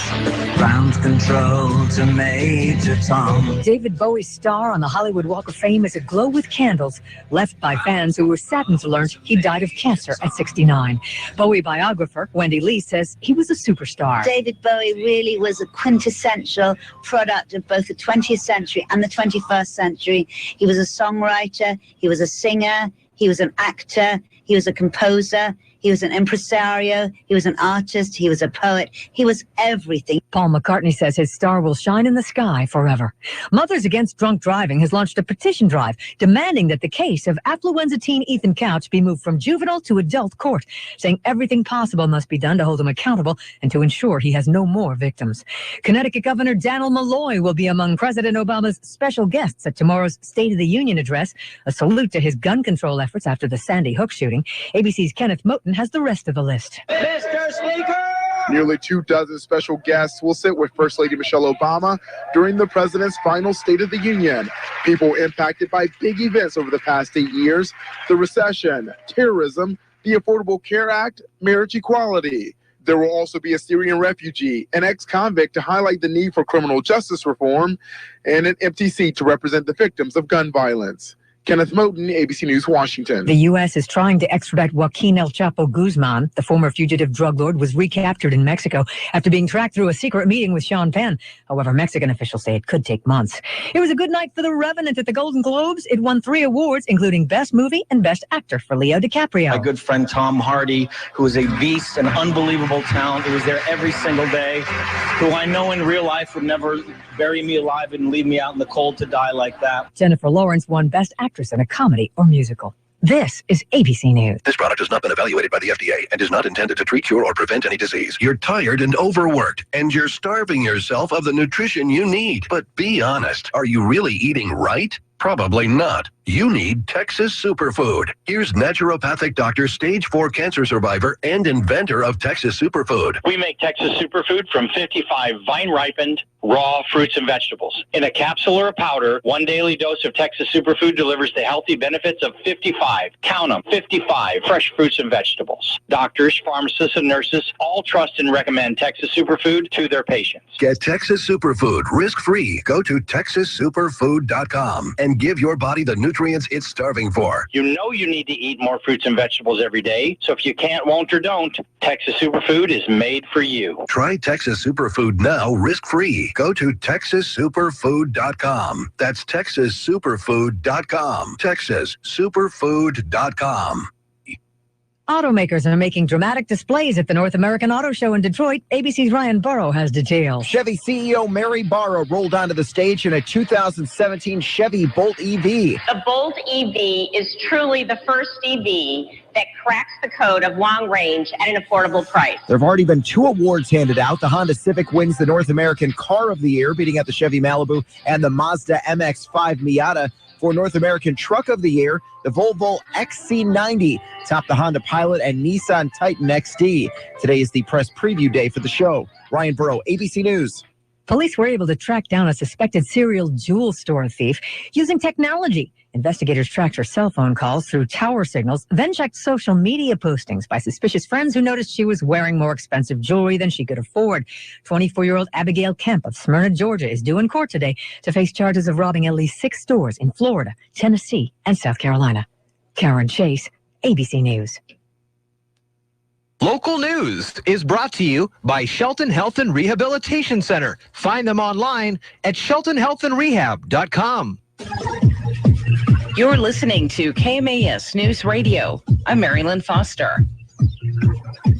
City commissioners plan to think more about how they want to approach recruitment of a new city administrator before they resume talks about it.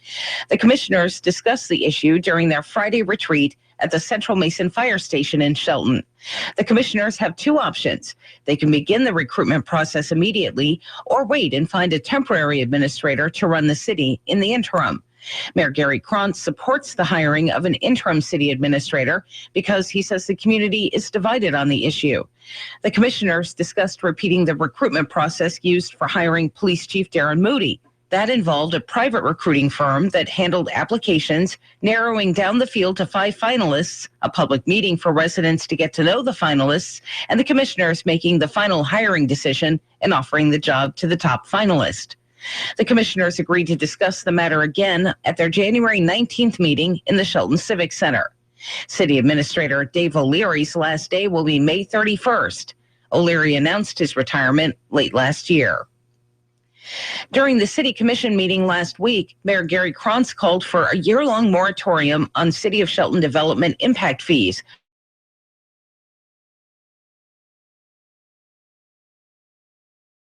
As a way to bolster the city's economic growth through home building. Commissioner of Finance and Accounting Kathy McDowell agrees with the idea and told Daybreak why. Those high fees were implemented when we saw that the city might be booming a few years ago. They come to close to $20,000 for a builder to build a house. And of course, that's passed on to the buyer.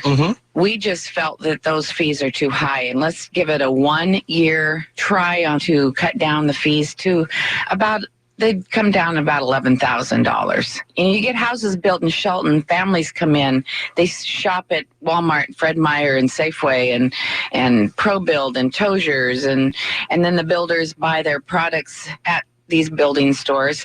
So the tax base builds. Mm-hmm. So it's a win-win for Shelton. In her first interview on Daybreak as a new commissioner, McDowell also discussed the updated pot laws and Shelton working to be a Tree City USA. Hear the full interview on the Daybreak page at KMAS.com. Vikings kicker Blair Walsh missed a 27-yard field goal with 22 seconds left as the Seahawks pulled out a 10-9 win in an NFC wildcard showdown in Minnesota. The Seahawks will head to Carolina to play the Panthers in the NFC divisional round next Sunday. I'm Mary Lynn Foster, your local news at AM 1030 and FM 103.3 and always on KMAS.com. Tune in all season long to NFL Preview right here on Westwood One. Hi, this is Boomer Esiason. Join me and Scott Graham each week as we preview the entire NFL schedule. We'll break down each matchup and tell you what to watch out for so you can be ready for all the NFL action. If you want the most comprehensive look inside the National Football League, then you need to tune into NFL Preview right here. 7:30 Sunday morning on AM 1030, FM 103.3, KMAS News Radio. Ascend Roofing Company in Shelton's on top of it. 868-2730. Roofing work that speaks for itself. Just a note to express our appreciation for restoring our faith in a handshake. You did what you said you would, and that's all anyone can expect. We truly appreciate the work that was done. And your son Ryan is a wonderful representative of your company. Thank you again for making the gutters clean and our roof moss resistant. You could be the next happy customer by calling Ascend Roofing. 868-2730.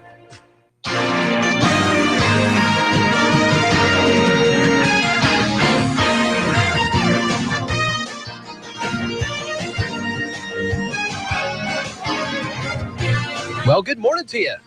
Time for sports on Daybreak. KMAS is 808. Mary. Yesterday on the radio for the Seahawks. Here it went down if you missed Rabes' call. He's got 3 of them already today, does Blair Walsh, from 22, 43, and 47, but all were going in the other direction.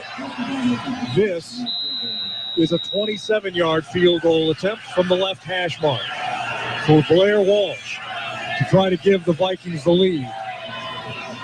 The snap, the kick is up. It's no good! Are you kidding me? It's no good! Oh, baby, it's Christmas in Minnesota, and the Seahawks have dodged a bullet. Oh, dodged a bullet indeed, Carol. My goodness, what an exciting game. I know. Did you watch any of the interviews after the game? I was flipping back and forth. I had to make sure that the next game started proper on KMAS, but I did see some of the... Did you see Sherman's? No, I missed Sherman's. Because they're like, what were you thinking when you laid down on the ground? And he's like, well, I was thinking Jesus. And then he said, they go, well, what were you really thinking? He's like, well, we got a break. He goes, we never get breaks like that. Usually, we have 27 seconds to, try to figure it out. But, we got a break and yay. What an exciting football game. The kick not heard around the world. Wow, for sure. Lace is out. Lace is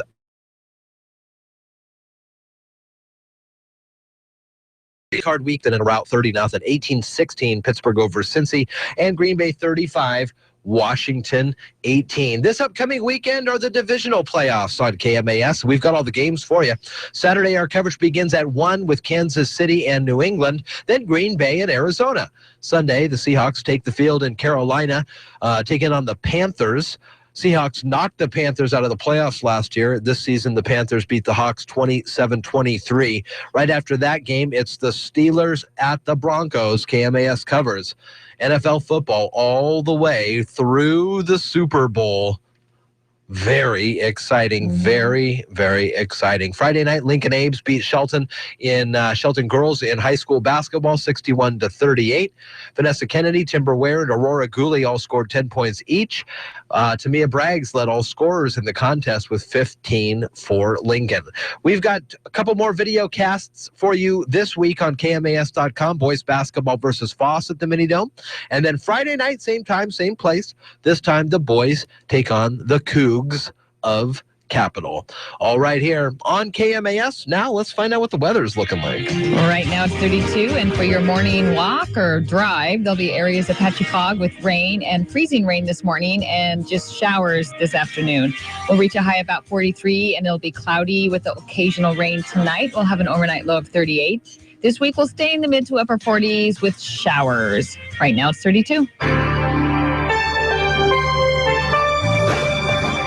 It's Daybreak with Jeff and Dale on KMAS News Radio.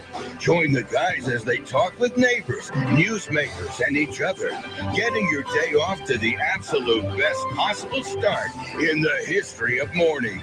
Connect with Jeff and Dale through the KMAS listener line, by email, or Facebook. Now, from where I-5 takes a sharp left toward Portland, Daybreak with Jeff and Dale.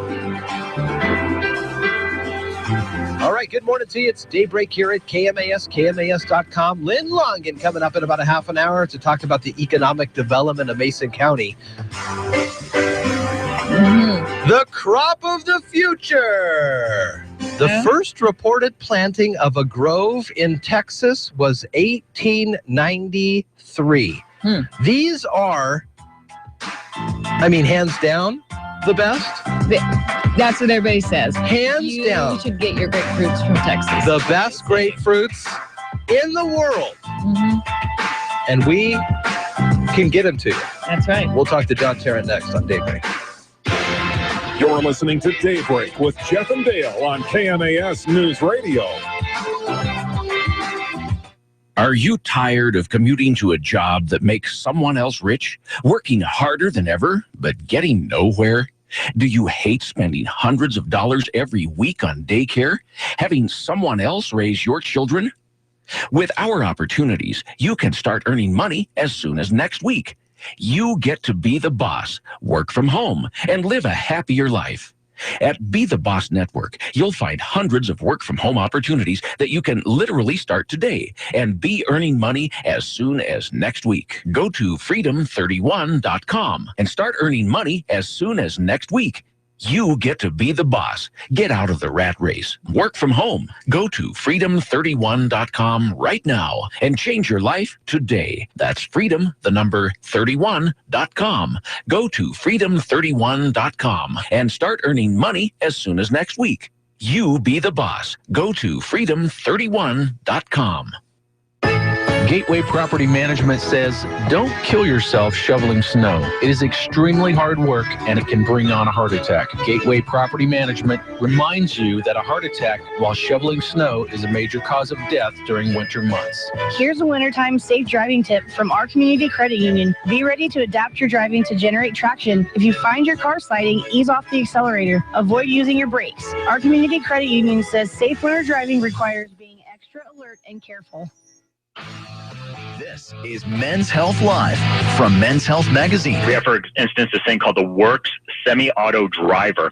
That's actually a screwdriver, which doesn't sound very exciting, but it's designed with a rotating cartridge of bits so that you sort of cock it back like a gun and it'll change the bits. Here, maybe you can hear it.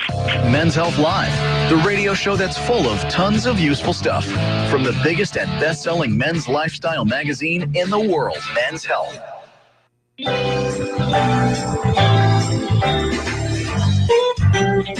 Hi, this is Rita Buell, and you're listening to Daybreak with Jeff and Dale on Newsradio 1030 KMAS. This is a great station. I listen every morning. Wouldn't miss it. Well, good morning. It's 8:15 here at KMAS. Daybreak, the 11th of January here. And boy, it's cold around these parts, Carol. It is cold, about 32 right now. You know what would warm us up? Something from Texas. We've got Ron and John in studio this morning. Good morning, guys. Hey, good morning. And you are here to sell us on some of the best, if not the best, grapefruit in the world.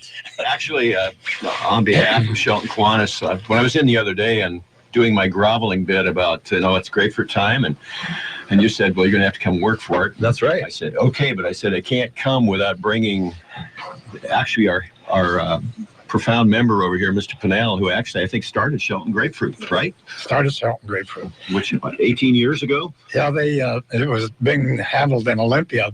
the senior club over there, and I was lieutenant governor and started buying them over there and bought them over here, started selling them here about 1995, 20 years ago. So it's been a worthwhile fundraiser for you guys then. Yeah, it's probably our second biggest besides the pancake feed. That's amazing. So when you're walking down the street and somebody goes, "Hey John, put me down for one." Right. What am I getting? You're getting a wonderful box that says Ruby Red Grapefruit on it. And one thing that's interesting is when they sign up for that grapefruit, I mean, we guarantee that they're fresh grapefruit. They are. But one thing that Ron does is he literally goes through just about every box to make sure there are no duds. So what you're getting is 18 to 20 beautiful, fresh grapefruit. Now you're saying, well, I can go to a store and buy grapefruit, but trust me, they're not the same. They just absolutely are not the same. These have been off the tree probably about 2 weeks, whereas the ones you have in the store probably have spent a fair amount of time in cold storage, right? Yeah, right. So it makes a big difference. I mean, plus what you're getting is obviously getting a box of beautiful grapefruit, but you're also helping our organization, in this case Shelton Kiwanis, support youth activities from scouts to scholarships to other things that we support in the community. In fact, as Ron will tell you, 100% of our profits go back to the community. That's really great. And grapefruit are good for you, right? You have start your morning with a grapefruit? Unless there are those people who, for whatever reason, with their medical issues, I was on the phone Friday, arranging to sell grapefruit to people, and one person said she'd get back to me, and she said, well, I have to talk to my doctor. I said, well, okay, fine. She said, but I really want to think about buying the grapefruit. And I said, well, if you can't take them because of whatever medication you're on, there is another option. She says, well, I'll buy it anyway, and I'll gift it, pay it forward, if you will. So for some people, it could be a medical issue, but so many of these medications have changed over the years. I remember back, mine said not to take it, and the wife called the manufacturer, and they said, "Oh yeah, if you got to drink 32 ounces." Well, that's an awful lot of grapefruit juice in a day. Oh, so we tell everybody, check with your manufacturer, check with your pharmacist, and sometimes that's the case. Or eat grapefruit in the morning, take your medicine at night. But there are some that actually they cannot take grapefruit, and we realize that. But tell them to give them to their neighbors. Yeah, buy a box. And that's exactly what I think of all of the ones that I sold last year, and a fair number of those were, if you will, pay it forward, give it to somebody else, and they sell themselves. I mean, when I first started helping with the grapefruit, I think we were picking up 250, 300 boxes, and now we have our Shelton caravan that goes over to Thurston County Fairgrounds, and we pick up the grapefruit. We're going to do that, I think, on the 6th of February.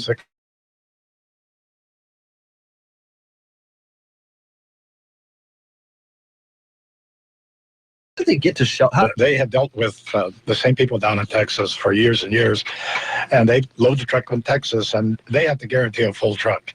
If they don't have a full truck guaranteed, then we have to pay more for them. So we're up to 600 boxes this year, and then North Thurston will probably sell 1,400. So it's about 2,000 boxes in one of those trucks. And that puts you full out.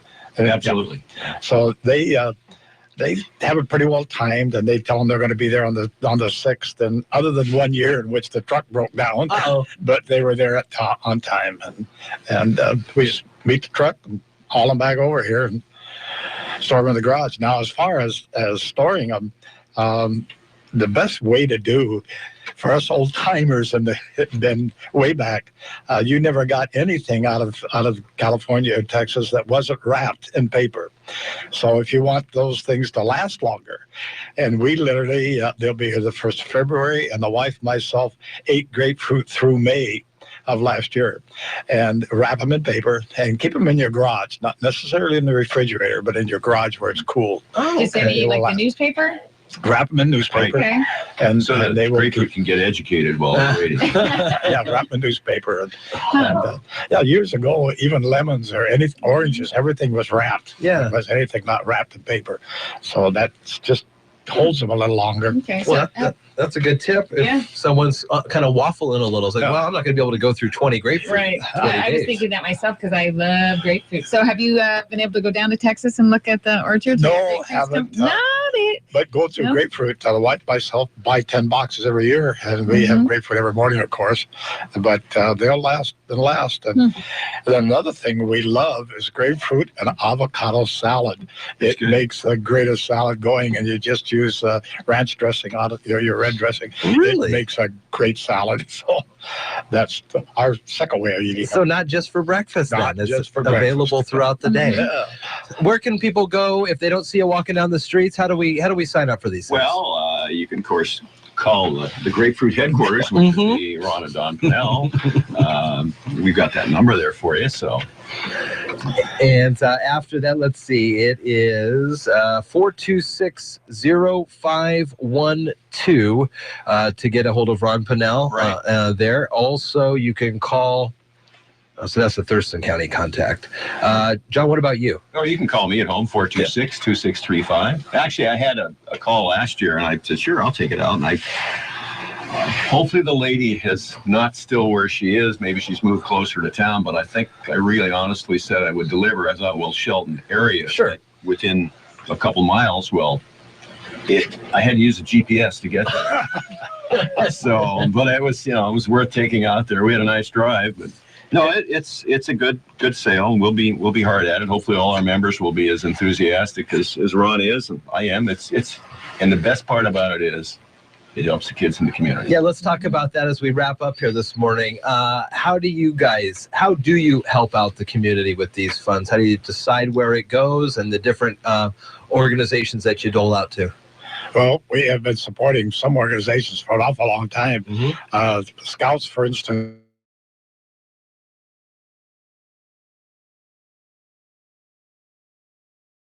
Nighttime, like John said, scholarships are a big thing, and that has gotten to be just about $10,000 worth of scholarships each year. Amazing. And then, of course, Scouts and Key Club and the law enforcement camp is a big thing with us. Go on and on, I guess we wanted to, but some of the old time things, yeah. Very nice. And Shelton Kiwanis always looking for new members as well. Absolutely. You can definitely put your hat in the ring and be a good community steward there. We have our meetings Tuesdays over at Sims. Tuesdays? Oh, and a great place too. Great place to be. Tell you what. All right. So you can order now, and the deadline to order is when? Well, they're coming on. We're going to pick them up on the 6th, and I put a deadline on it. We'll be heavy sales for a couple 3 weeks. So, but we'll be selling them on through to May. Yeah, literally. Oh, okay. So you'll have extra boxes to sell for people as well in case they didn't pre-order. Very nice. Yeah, we haven't got $600 for the pre-sale. Well, maybe this will help you this morning. Right. Ron and John, thank you so much for coming in. Bring in some of those grapefruit for us. Thank you, guys. Try to get them past Dale and Jerry so we can try them back here. Right. I think they promised they were going to. Sure. Promises. We'll see what happens. They're so good, you never know. 8:25 here at KMAS. We'll take a quick break. When we come back, we've got the morning stock numbers from Karen Shade on the way. Also, another check at the news with Mary Lynn Foster. And we'll recap that great big Seahawks win. And still Lynn Longan coming on today to talk about the EDC.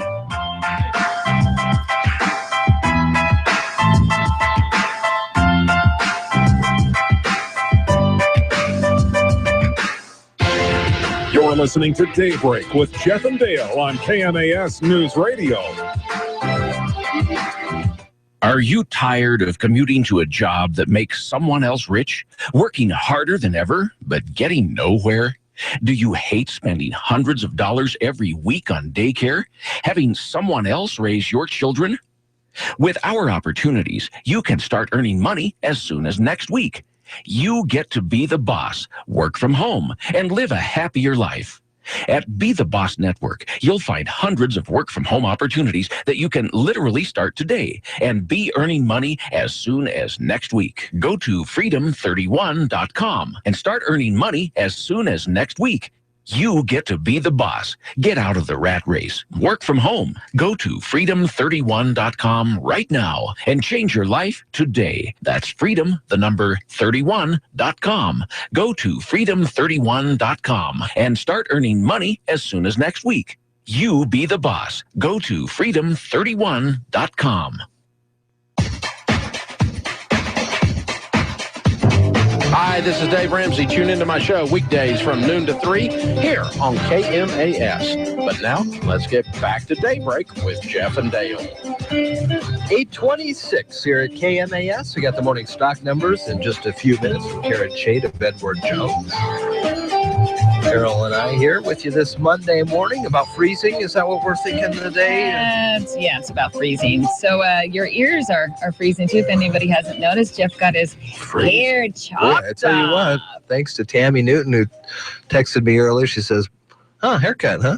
Yeah, looks good. Now my ears are very cold. They're lowered, as my grandpa would say. Yeah. So my question to you is, did you make an appointment to go back when you were there? Or are you going to try to maintain it yourself? I know this is a tough question because it was nice to have someone else deal with the mess on the top of my head. Uh-huh. I mean, I got to deal with the mess inside my head every day, but the mess on top of my head is something that was kind of nice. And the lady who cut it, I think her name was Mindy, and she said her hairstyle, her hair shape was similar to mine as well. She's like, and I cut my hair as well short at the very wrong time. It was like last October, so she was cold as well. But it was nice, and again, almost 3.5 years without going to a professional. Mm-hmm. I have all the stuff, but it was nice to have someone else do it. Mm-hmm. They give you a coupon. This is how they kind of get you to come back in. Right. They give you a coupon that says, well, this ends in 2 weeks.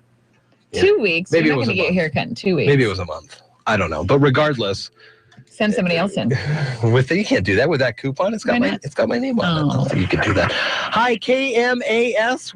Karen? Yes? How are you? I'm fine. Do you see my voice is almost normal? Yeah, no, you're and wait a second, but shouldn't your voice be gone after that big win last night? Oh my gosh, I was so screaming. Oh Lord, it should have been gone. You're right. Who wasn't screaming? That was... Oh my gosh. Talk to us about what I knew they were going to win all the time. You did? I did. From the bottom of my soul, I knew we were going to win. I know it didn't look good, but I just knew we were going to do it. I don't know how we were going to do it. So when he was setting up that field goal, I just kind of did a little prayer. I'm like, please, and then what do you know? Sure enough, to the left. I know. So he's, I feel sorry for that guy, I have to say. Right. I feel so sorry. And then, you never kick with the hit. You never hit the laces. No. And that holder should have known. Laces but, out. Yes.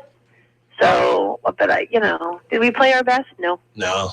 I think they were so out of whack that really the fourth quarter is when things started to click. I think they were just all so frozen. I mean, everybody was talking about that. These guys have been playing in this. They know it's cold, but then they get out there and seemed like the microphones weren't working, the headsets weren't working, everything. And then just weren't working. It was freezing. And when they just weren't. The energy was not there. Right. Sherman had the energy, and I think it just took a while to get the whole team on board. Do you think because Marshawn decided not to travel with the team that put up some sort of damper? I do, because he practiced all week. Yeah. And then, Christian couldn't do it. So I think that kind of has a lot to do with it. I think so. It takes the rhythm out. You have a rhythm all week, and then game day, it's not the same rhythm that you had all week. So, So next week, it's going to be a rough game. It's going to be a close game next week. Another good one against Carolina in Carolina. I know. It'll be a lot warmer. It'll be a lot warmer. Going for us. I think we get, it's just going to be, I think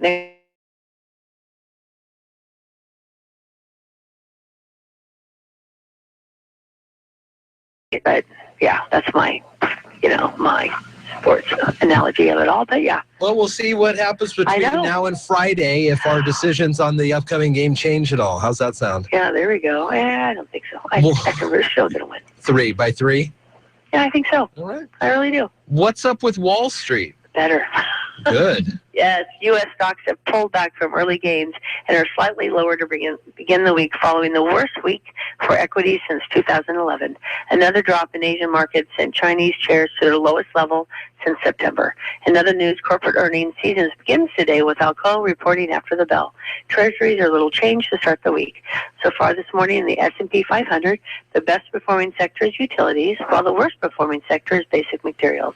The Dow Jones Industrial Average is down 38 points at 16,308, and the Standard & Poor's 500 index is down 0.46% at 1,921, and the NASDAQ Composite Index is down 30 points at 4,000. 613. This morning volume on the New York Stock Exchange is moderate, with 251 million shares being traded, and decliners are outnumbering advancers by roughly 3-2 margin. In the commodity markets, the spot price of gold is down $2.91 to $1,101.14. The spot price of silver is up 6 cents to $13.99, and crude oil prices are down $1.20 to $31.96. In the bond markets, the 30-year Treasury yield is currently 2.94%, and the 10-year Treasury yield is 2.15%. Stocks of local interest: Amazon is up 74 cents, Costco is up $1.39, Boeing is down 62 cents, Starbucks is up 48 cents, and Microsoft is down 14 cents. This is Karen Shade of Everett Jones, member SIPC, serving individual investors with personalized attention and long-term financial advice. I'm located at 1051 Southeast State Route 3 in Shelton. And if you'd like additional information, you can contact me at 426-4590, and daily commentary is also located on our website at edwardjones.com. Have a great week, everyone. Thanks, Karen. We'll talk to you tomorrow. Okay. 8:32.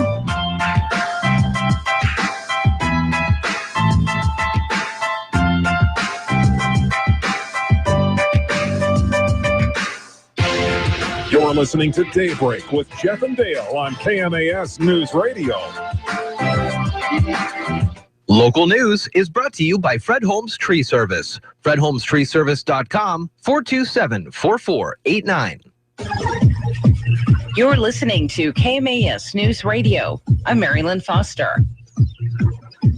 City commissioners plan to think more about how they want to approach recruitment of a new city administrator before they resume talks about it.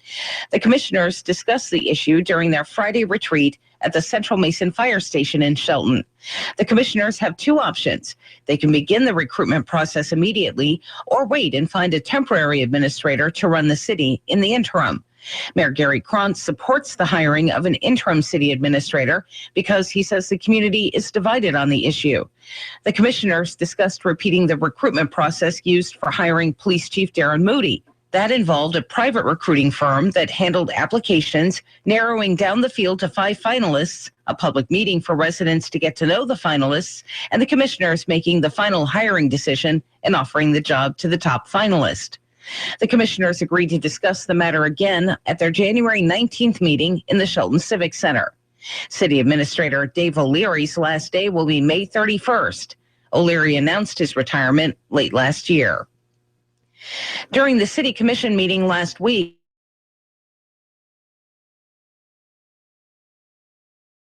called for water hookup fees, sewer line connection charges, and sidewalk requirements for residential lots as a way to bolster the city's economic growth through home building.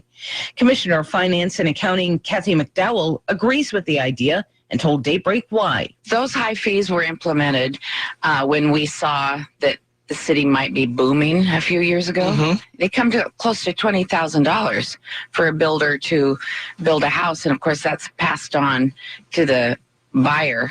We just felt that those fees are too high, and let's give it a 1-year try to cut down the fees to about, they'd come down about $11,000. And you get houses built in Shelton, families come in, they shop at Walmart, Fred Meyer, and Safeway, and ProBuild, and Tozier's, and then the builders buy their products at these building stores.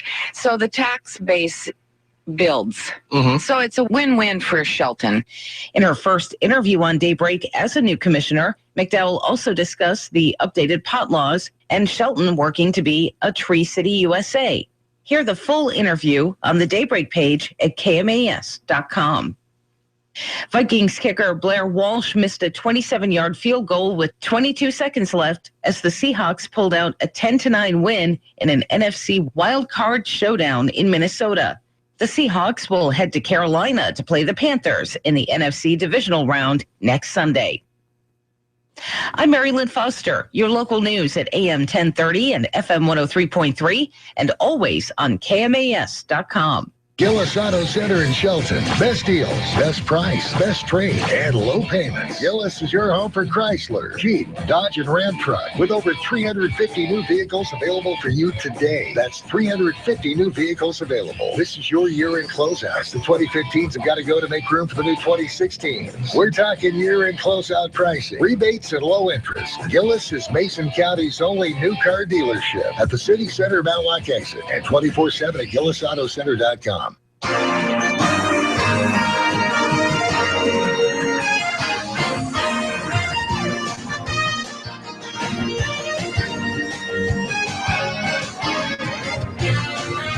Well, good morning to you. 8:36 on a Monday. It's Daybreak here at KMAS, the 11th of January. And my goodness, Mary Lynn Foster talked.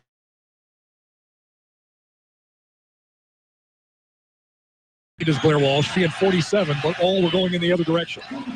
This is a 27-yard field goal attempt from the left hash mark for Blair Walsh to try to give the Vikings the lead.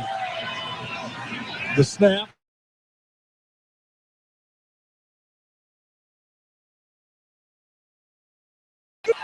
Oh, baby, it's Christmas in Minnesota, and the Seahawks have dodged a bullet. They had indeed dodged a bullet, and with just mere seconds left, they had the victory formation, and they are moving on to Carolina. What a crazy game yesterday on KMAS. I tell you what, it was exciting. It was a nail-biter throughout the whole game. Mm-hmm. I mean, whoo-wee, what a good old time. I thought their stadium was enclosed, but they're playing at a college. Yeah. That's what they've been doing. They've been playing at a college. So underneath everybody in the stands was frigid, right? It was negative, whatever. Oh, yeah. But the field was not frozen. They showed an image before the game started of underneath the field. So before the Vikings moved in there, they got underneath the field, they put in some 38 miles of tubing with water and antifreeze in it. Oh, really? Underneath the field. Huh. So it acts as like a radiator. Mm-hmm. And so that radiated heat helps keep the turf warm and maybe even their feet. I don't know. But so 38 miles of water antifreeze tubing underneath the field there is what kept it not frozen. So well, that's good. Other things, other games over the weekend, Kansas City, Houston, 30-0. Whoa. Pittsburgh over Cincy, 18-16. Whoa. And Green Bay over Washington, 35-18. This upcoming weekend are the divisional playoffs, and we've got the games for you again. Saturday, our coverage begins at 1 with the Kansas City Chiefs at New England, then Green Bay at Arizona. Sunday, the Seahawks take the field in Carolina. Now, the Seahawks knocked the Panthers out of the playoffs last year, and the Panthers had that run. It was so nice. In the season, they ended up losing a few towards the end, but and they beat the Hawks 27-23. Right after the game, it'll be the Steelers at the Broncos, and KMAS covers the playoffs all the way to the Super Bowl. We have Gonzaga basketball for you this Thursday night versus BYU, pregame at 5:40. Cold out there, not as cold as Minnesota this morning, Carol, but it's cold nonetheless. It is. It's about 32 degrees, and there's going to be areas of patchy fog with rain, freezing rain, pretty much through about 9:30, 10, and then we'll have showers this afternoon. We're going to reach a high of 43 today. Tonight it'll be cloudy with some occasional rain. An overnight low of 38. And for the week, we're going to stay in the mid to upper 40s, and there are going to be showers. Right now it is 32.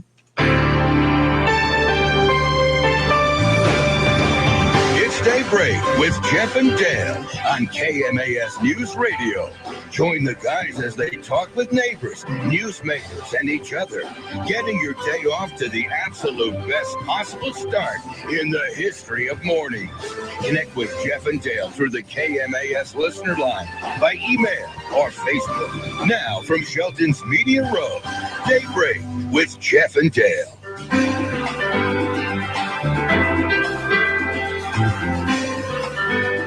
All right, good morning to you. It's 8:41. Lynn Longan coming up in about 5 minutes to talk about the EDC of Mason County.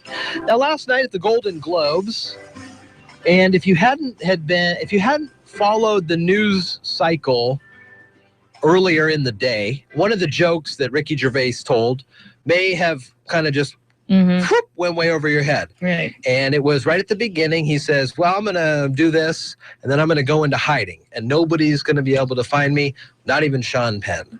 Now, if you weren't familiar with the news cycle yesterday, you may go, oh, what's Sean Penn gotten himself into this time? But he really has gotten himself into something. Did I see a picture of him and El Chapo? Yeah, he actually did a secret interview with him in Mexico, somewhere, undisclosed location. And he talked for like 6 or 8 hours or something like that, something crazy like that. And he said he was trying to be really secretive so nobody could track him, but obviously somebody did track him, and that's sort of how they figured out where he was a little bit later. But yeah, it was a story for the Rolling Stone was published. So I heard that he had been in the jungle, so this was like back in October, and he had used Sean Penn, that is, used like a burner phone. Yeah, which quite is, a few different burner phones. You see people talk about burner phones on TV all the time, and basically what that means is you go to a convenience store and they've got those prepaid deals, and you pay cash for them, and there's no records of who you are or whatever, and then you throw it away. It's a burner phone. That's what the deal is. So he used like a burner phone every day.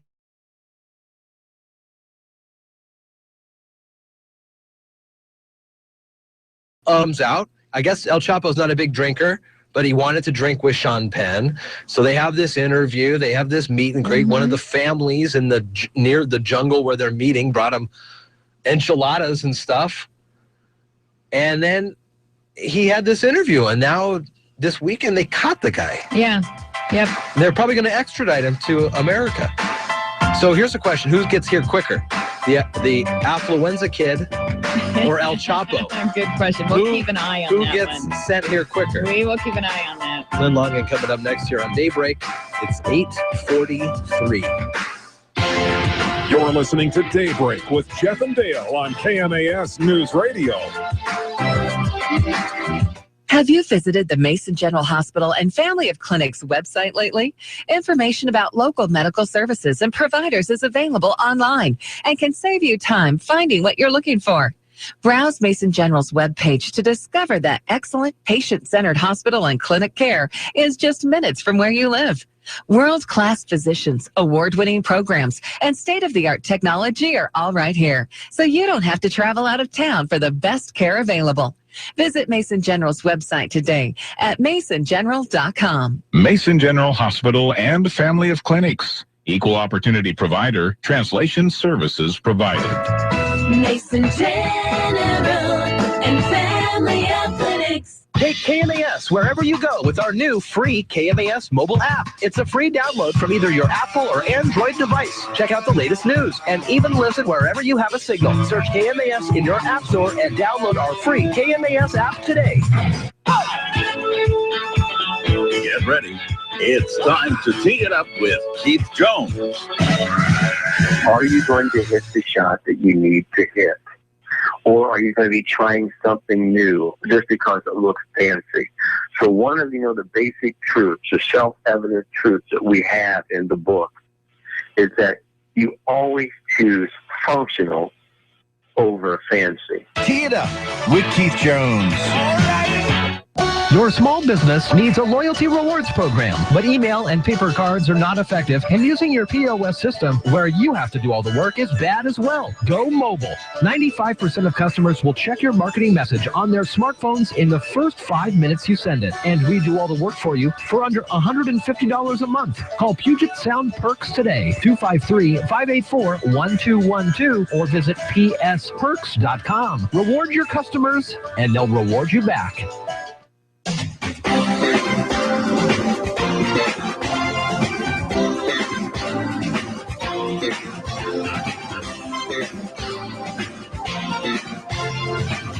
Hi, this is Will and Laura Farr from Fiddlefest, and you're listening to Daybreak with Jeff and Dale on KMAS News Radio.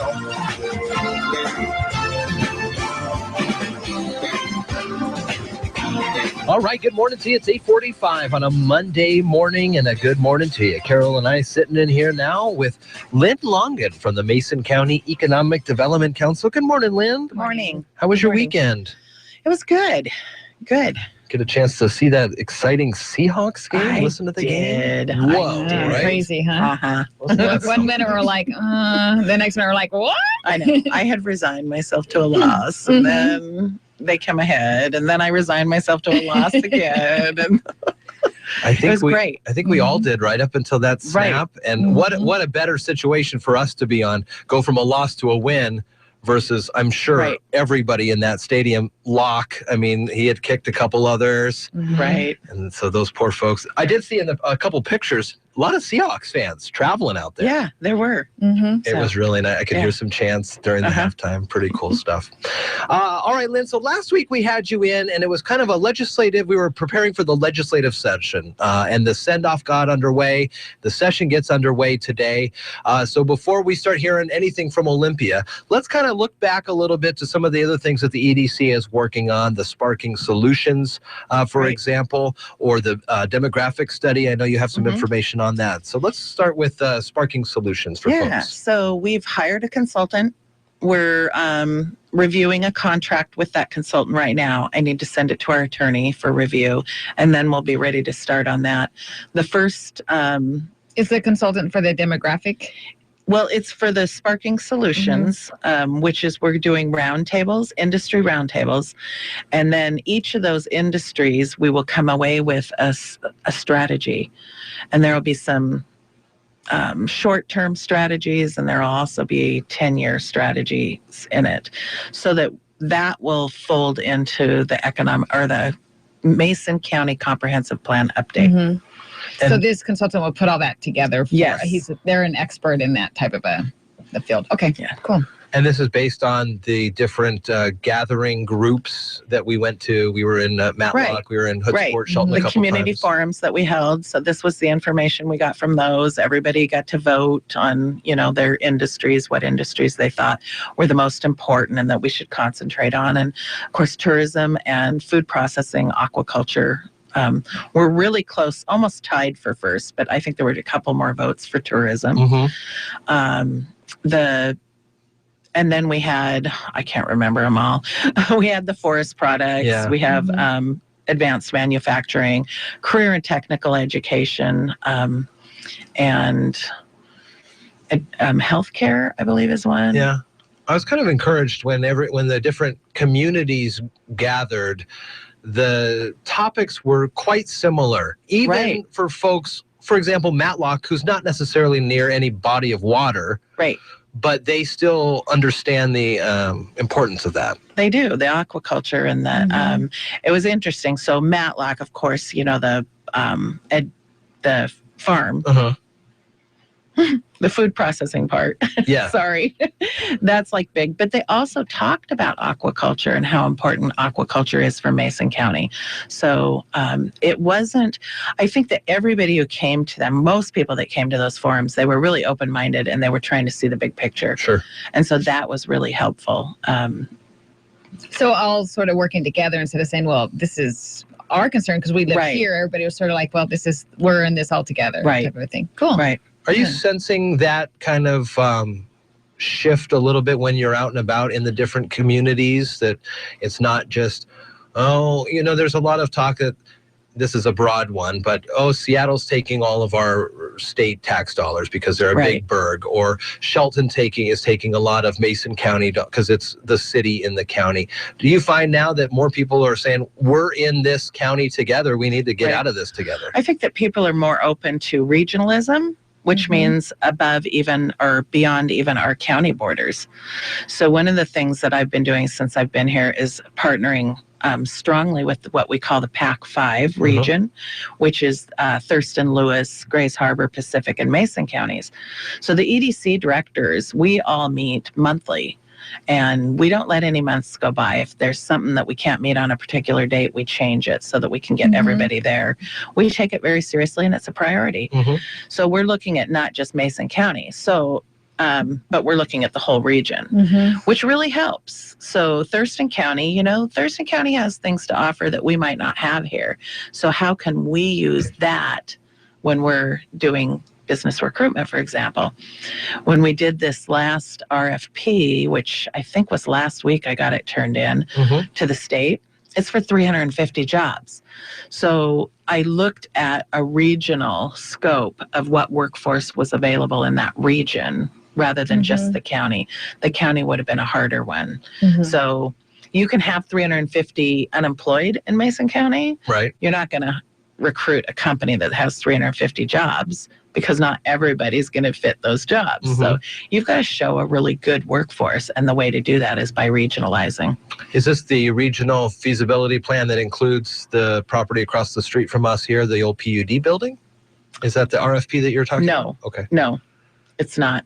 So that one, we're doing the feasibility for that too. The PUD 3 is lead on that. They secured funds from CURB, the Community Economic Revitalization Board, and they're getting ready to go out and find a contractor for that one to do that feasibility study. Well, it'll be exciting to see something move on there. Yes. ChooseMason.com, and we're talking with Lynn Longan from the EDC. You can contact her and any of her staff through the website ChooseMason.com.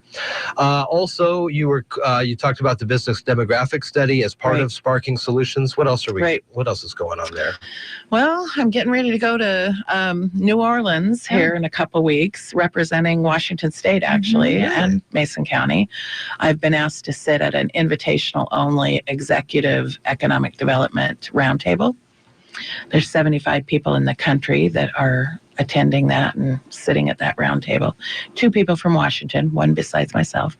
So I'm pretty excited about that. Yeah, congratulations. Thank you. How did that come about? I don't know who gave my name, but somebody said Lynn's doing good work. Yeah, she should talk to you. Probably, someone from Commerce or something, but so I'm excited about that.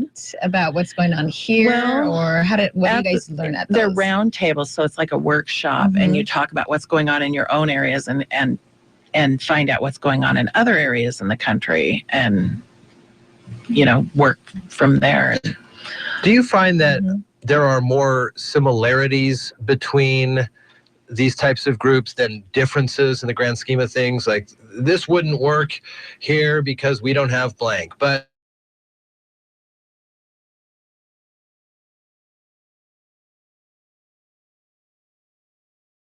EDC's.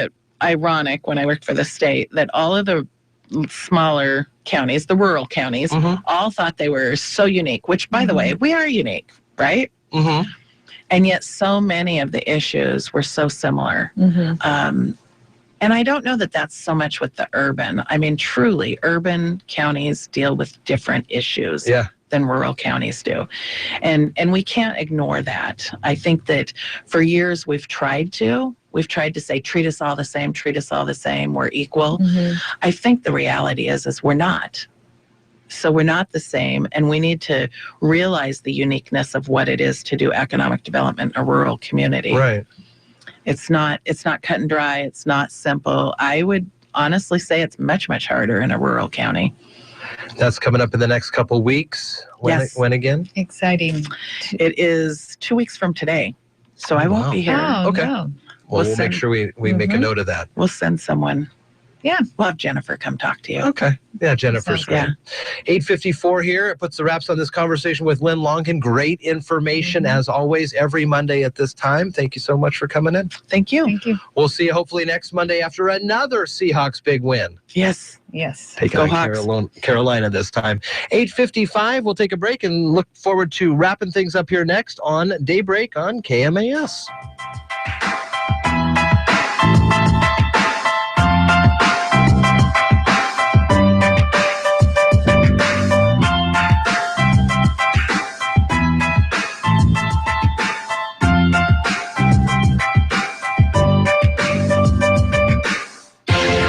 You're listening to Daybreak with Jeff and Dale on KMAS News Radio. Even through the long months of winter, some folks are harvesting fresh rhubarb. We'll share their secret today on the Old Farmer's Almanac Radio Report. With more practical tips and useful advice, this is the Old Farmer's Almanac Radio Report for Monday, January 11th, the 11th day of the year. Singer Naomi Judd has a birthday, and it's a red-letter day in rhubarb history. The first shipment arrived in the colonies from London in 1770. Got a hankering for some rhubarb pie or cobbler? The pie plant is one vegetable that will grow almost year-round. Even in January, you can keep a rhubarb crop by forcing it indoors. Here's how. Place several roots in a large planter or bushel bucket, cover with soil or peat, and put them in a cool, dark place like a basement or shed. Keep them moist, and in about a month, you'll be harvesting tender pink stalks. In moderate climates, you can force rhubarb outdoors by covering with light-proof pots or a small wastebasket. That is the Old Farmer's Almanac Radio Report. You'll find plenty of rhubarb recipes online at almanac.com.